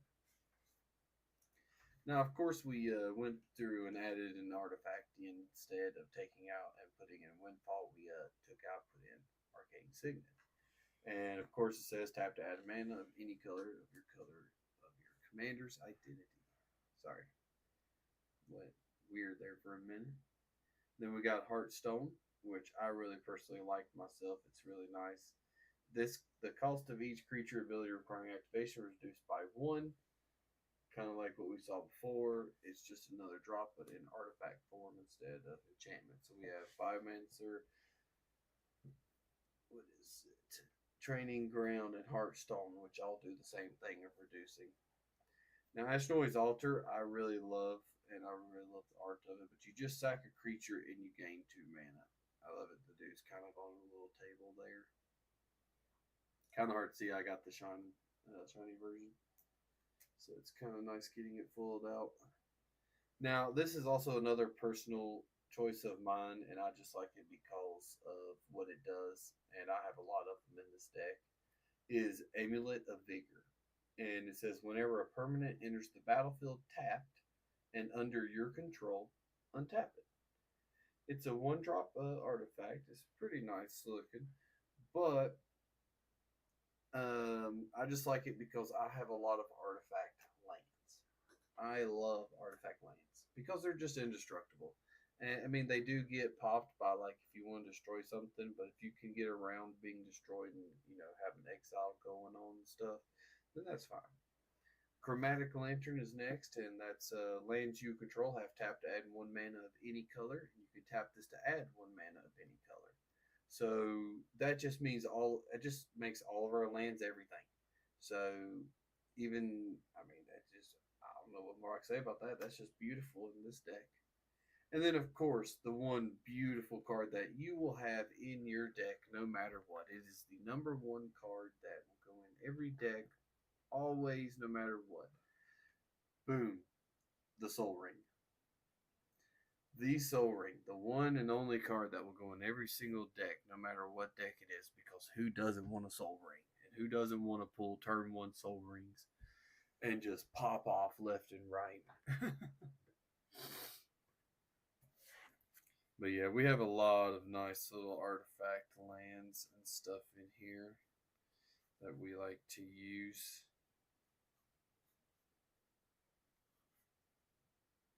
Yeah, Dark Moss Bridge, Slagwood Bridge, Mistvault Bridge. They all enter the battlefield tapped, but they're all indestructible. And that's mainly just to protect myself from the board wipe of Obliterate. So this way I can get through it unscathed while everybody else is going, no, my lands. And then I get even further past that by having the Angel of Hope. And now all of my stuff is sitting there with Indestructible. And then I obliterate with an Angel of Hope on the field. And like, honestly, if I had like a cool cinematic effect for how this would go, I would have Angel of Hope on the field, right? And then I would cast Obliterate, and giant obelisk would just like emerge from the ground, and the Angel of Hope would be like sitting on his shoulder while he like obliterated everything in front of him, and all of our stuff is protected by like a barrier or something. Like that'd be kind of cool. That'd be pretty dope. But that's just me. But that's pretty much how that little combo works. It's not something that I thought up for this deck. I mean, Angel of Hope and Obliterate and all that's probably not something I should really use in this deck, along with a few other cards. But, it's just your own personal touch to them. I mean, I'm not trying to go out here and win #1 and get 40, 50, $100,000 prizes and all this. Nah. I might go to my local tournament and stuff, have some fun, play with friends and stuff. We got Extra over here. If y'all haven't seen him yet, check him out. He's streaming right now. He's actually doing an MTG setup, build and testing right now, setting up his stream. We're gonna have us some live duels on stream here soon. That's gonna be fun.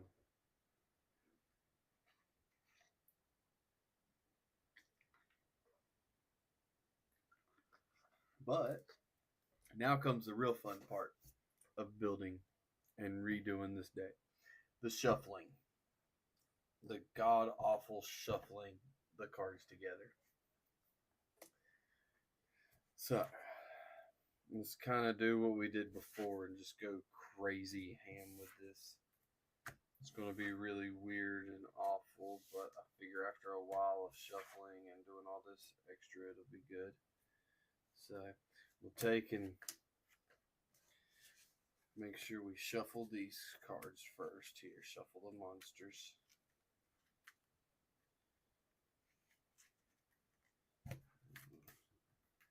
Oh, we'll drop a card here on the ground, exactly like we planned to do. We'll shuffle that. We'll shuffle these here.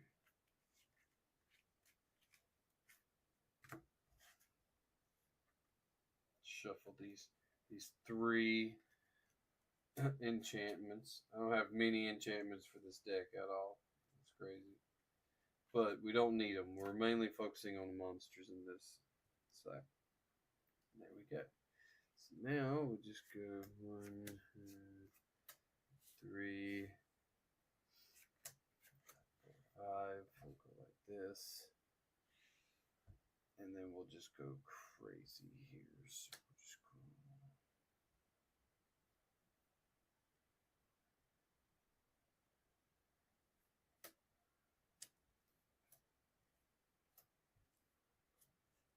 Like that. And then we'll go here and throw some of these in. And we'll throw this in. And then throw those in there. Just kind of just popping around and randomly throwing cards into places, because it doesn't matter where they go. The more random we put them, the better.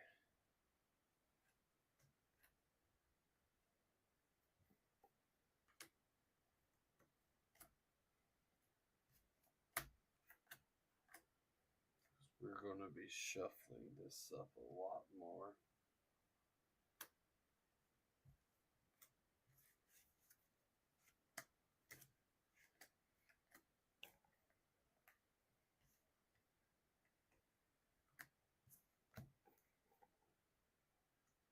Got throw a couple lands in there like that.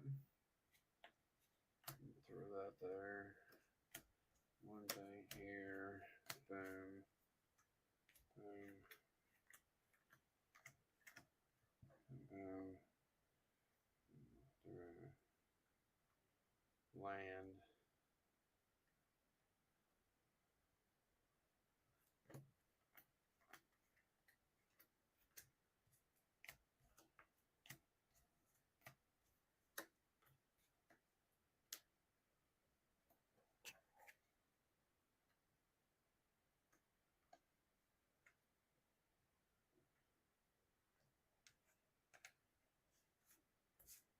Boom. There we go. Now we got 5 weird piles of cards.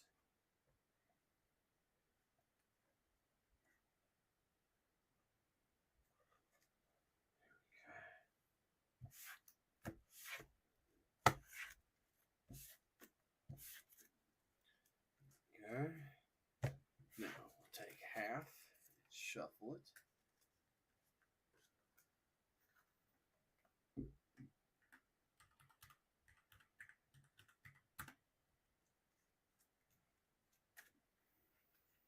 Give it a nice little shuffle here.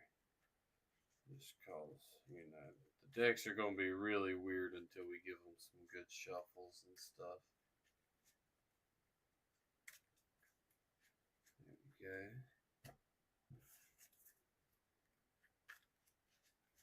Give her another little. Oops. The mic fell. The mic fell. Oh, God.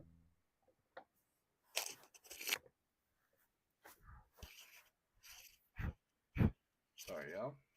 Put y'all back on the table. Yeah, here's my mic, y'all. There's the fuzzy little mic. I'm trying to keep it so it's nice and safe.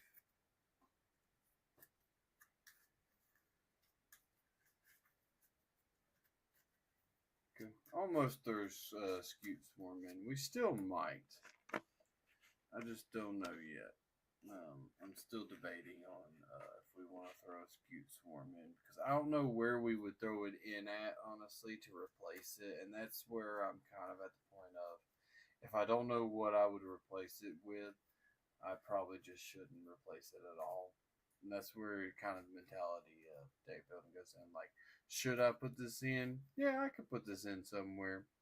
Oh, I can't put nothing else in but this card. Well, the card I just put in has to go, I guess, to make room for this better card.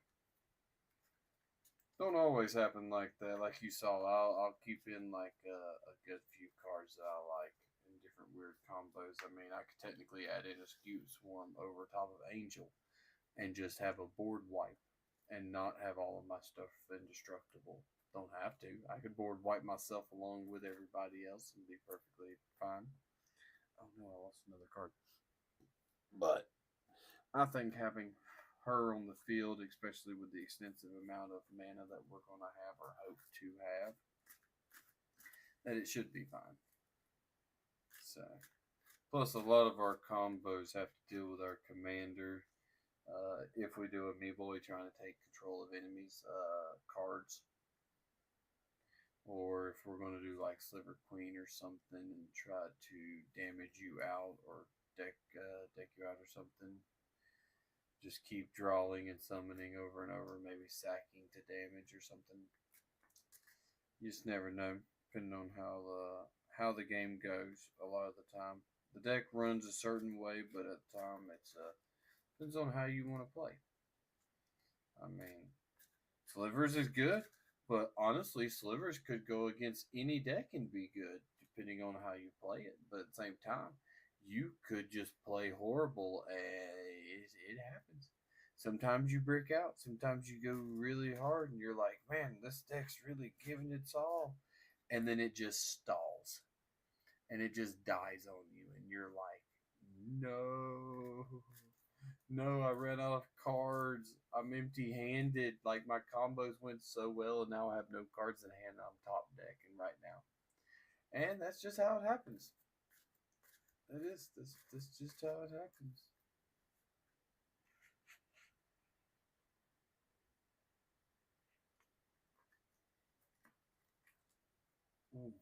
So now I just keep sitting here and I just keep shuffling the deck now. Why? I mean, probably over shuffling is bad, but at the same time, I could just do a quick, messy shuffle thing and then be good again.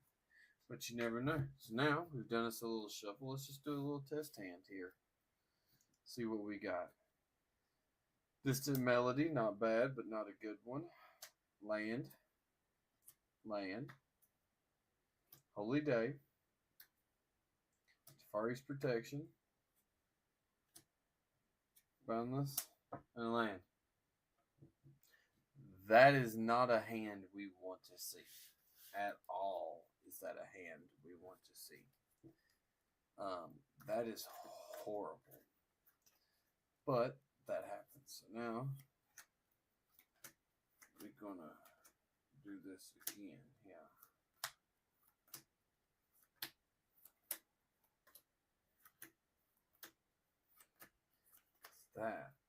That scared me right there. No, not a good hand that I like seeing.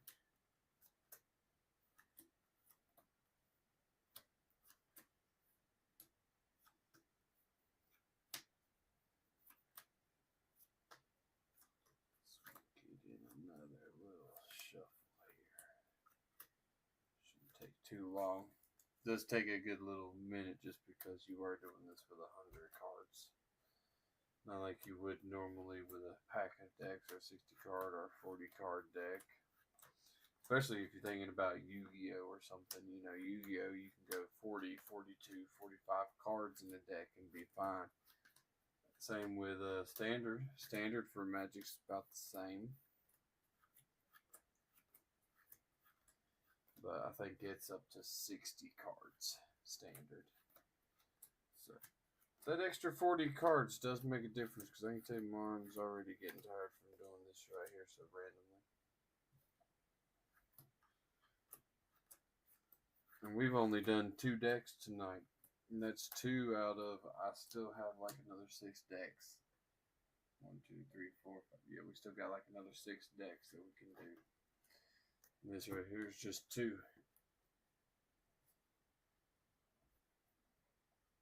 Alright, now take this one here. We're going to take this one here, this one here. This one's going to go right here. And then we'll give her just a quick little mixeroo here.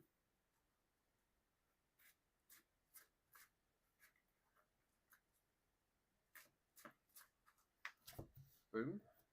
We'll just say someone gives it a cut. Okay. Land. Drag. Land. Necrotic. Amoeboid. 2, 3, 4, 5, 6 with Larva Belly. Honestly, that's actually a really good hand, especially combining with our commander here. Me Boy's already got us set up. Me Boy been hand with that. We've got enough land to get us started. Larva Belly, so whenever a creature enters the battlefield, it'll damage one player. We'll gain a life, which will start us off. Then we'll play Drag. Counter Spell. Nature's Lore to get us some more. Safaris. Goldmire. So, not too bad. We definitely have some lands, but we'll definitely need better than that. Looks like we would have had a good little start and then bricked.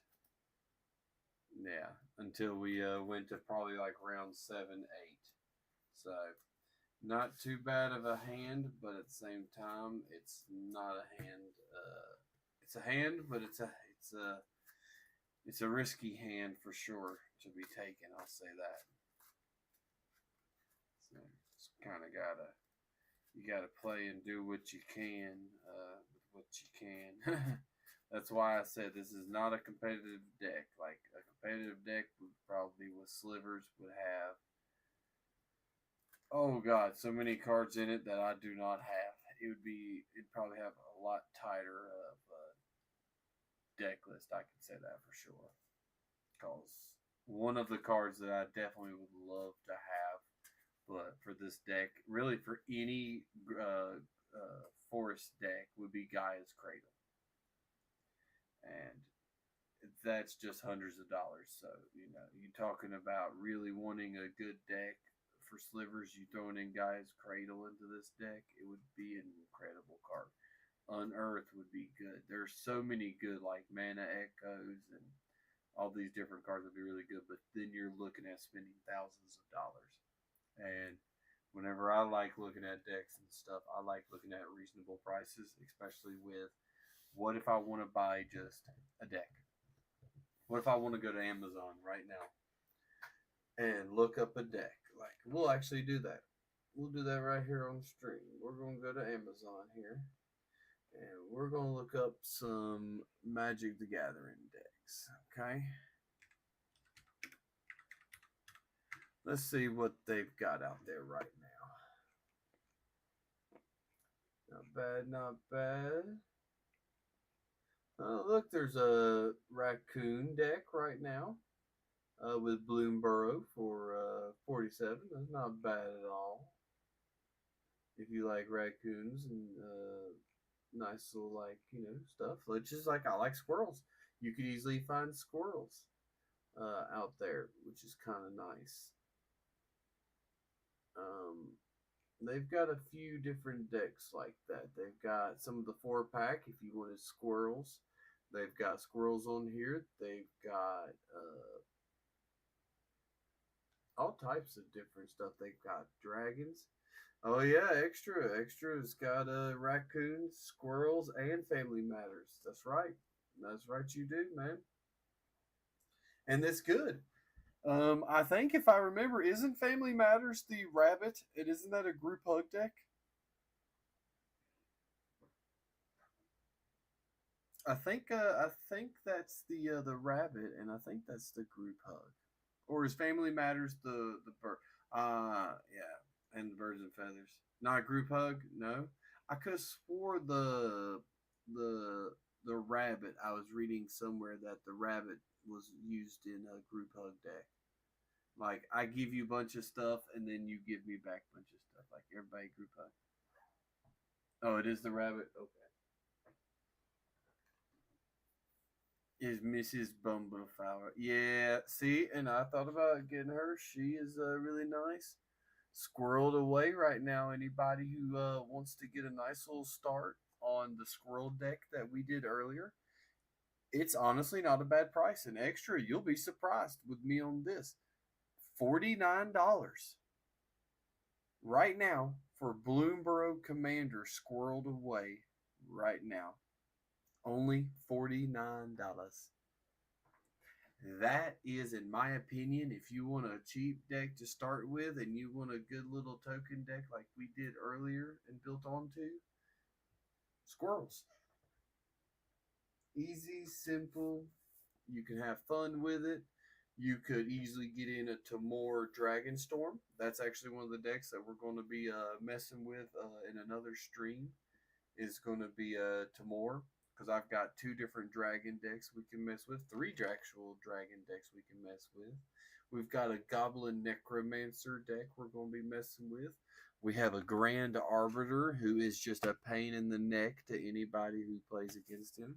But he doesn't mean to be. He's just kind of something fun that I wanted to put together. And then we have an Oma. An Oma here is a really cool deck that me and Extra put together. Me and him was building different types of decks that we could do with our bulk. And I ended up going with Oma, who is the queen of Vesuva. And she gives everything counters. She puts an everything counter on a creature and a land. So it's kind of like using a Mirkwood or something where you're just making everything, like what we did with squirrels and stuff. But with this, it's the whole deck. Extra built one with Deadpool. Ugh, makes me shiver just thinking about it. Yeah, used one of the best worst cards in the game to build a scrap deck with, and it rocks. It's really good. He just keeps taking all of my cards and just being like, "Yep, you want to bring out that card? Sure. Here's Deadpool's ability," and then I'll pop it, and then he'll just bring it back out again. And it's real fun to play against though, especially whenever you're using to build bulk decks. Like having a deck right here that's just in this box. It's a 100 card commander deck that's built straight out of bulk. It's just a nice little blue green. It's got some counters in it. It's got some destruction, some negative stuff, some good stuff, but it's mainly just bulk. Like it's really weird, but it's really fun to play. It's kind of it's a different type of deck, that's for sure. But they're always so much fun to play. Oh yeah, I gotta put Oma back up in her spot in here. There we go. So she'll be back in her box. Almost left her out there. Jank.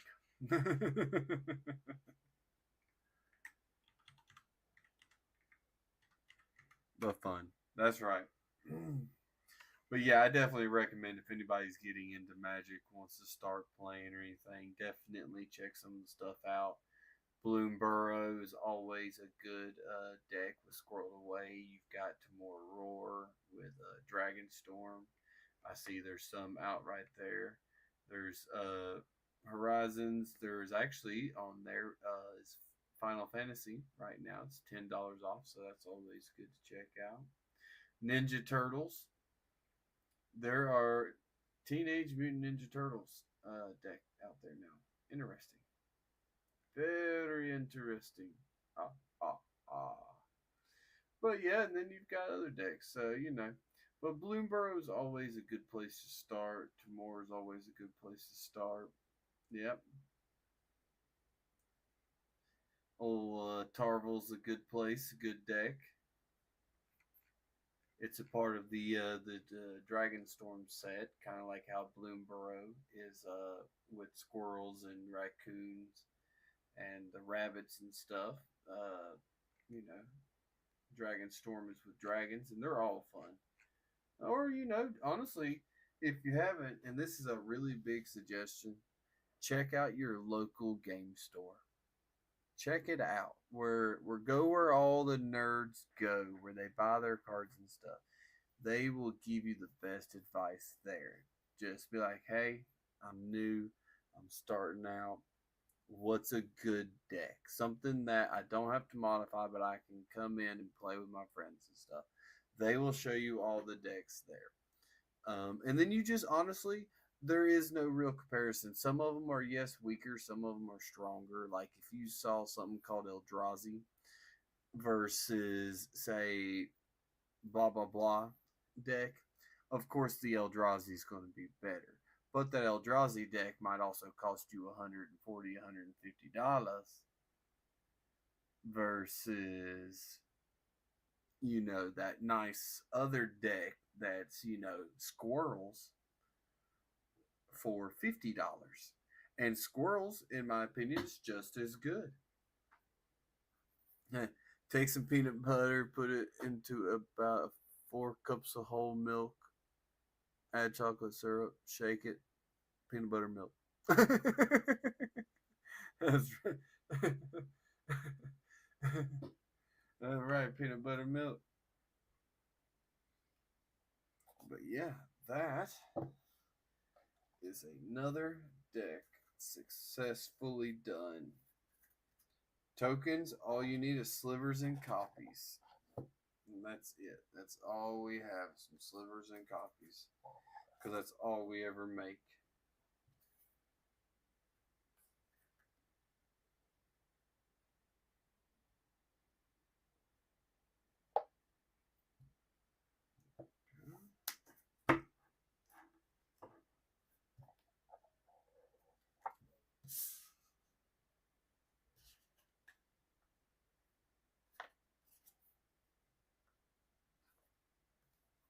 Boom. Slivers. Done. Lovely, lovely, lovely, lovely. Love it. Now we can take our box here, which contains our decks. And we can put it right into here. Right into hither. The down dice. My dice are trying to rebel. There we go. Beautiful. Boom. Another case, another one done. So good. Tastes like liquid peanut butter cup. Taste. Squirrels v. squirrels. Oh man.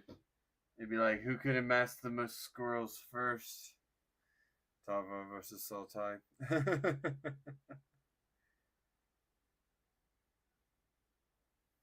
Yeah, I'm definitely down for some dueling. Just probably not right now. We definitely are not set up as far as cam wise to be able to do that. We're gonna have to set up a little bit higher and stuff because my mat won't fit all the way onto here.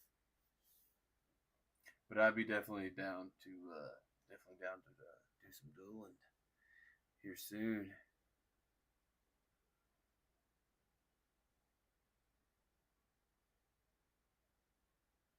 One foe his day. What? Dragons v dragons. Yeah, one of those days. Yeah, Deadpool, Dragons v Dragons. Oh yeah, and we have different dragons. I have 3 dragons decks. You've got 3 dragons. So it'd definitely be nice to play. That's honestly why we did this kind of stream right here, to set up and see what it was going to look like.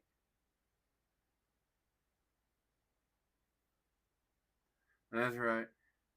Well, I hope you have a good night, man. You enjoy yourself. We're about to end our stream also here. Now we've got our box done. We did 2 decks for the day, so I think that's a pretty good stream, especially since I just noticed we have been going for almost 6 hours, everybody. Woo! 6 hours for 2 decks. Can you believe it? But that's honestly what happens, because then you gotta do there, and you gotta do a lot of sitting and deliberating and stuff, and just enjoying it and having fun. And that's the reason why we just sit here chilling today, getting everything done, getting everything ready. So, but yeah, extra. I hope you have a good night, man. I hope you enjoy the rest of your stream, man. I think he just ended his because he's got to tear it all down, got set up. No, he's still alive. There's my refresh buffer rate going on weird. Probably because I got multiple tabs open. I got so much.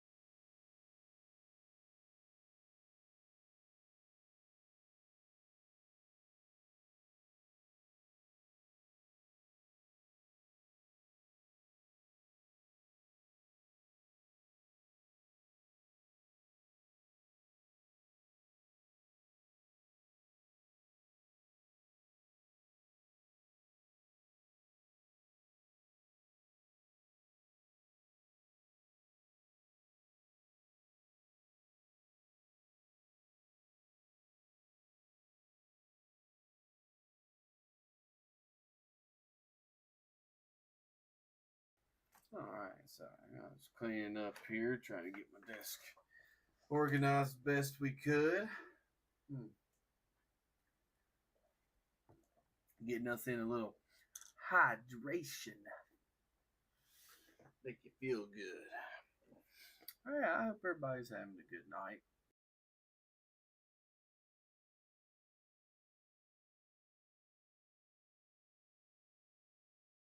I want to thank Extra again, stopping by, hanging out with us. I was checking out your stream earlier, man, while you were in mine. I love your setup. It looks great. I just need to do that with mine. We did it over here today, but we're going to try it in front like we normally do. I just got to move some stuff around and try to adjust the camera and stuff next time for stream. But we'll definitely figure that out. But yeah, I hope everybody's had a good time. I hope everybody's enjoyed the stream. I definitely have. We've had a lot of fun just sitting here chilling, chatting, and just honestly just messing around with the cards. It's been a really fun night. I've enjoyed it. But if y'all have, definitely, give us a follow, like, subscribe, wherever you're at, so you can stay up to date and check us out for next time. We've got a lot of shorts and different videos coming out from COD to Fortnite. I've got a bunch of videos I'm going to be trying to edit tomorrow. We've got some epic clutch plays with me and Extra over here that we're going to be posting soon. So yeah, hope y'all look forward to that. But if y'all did, come back, check us out next time, and we'll catch y'all later. Everybody have a good night.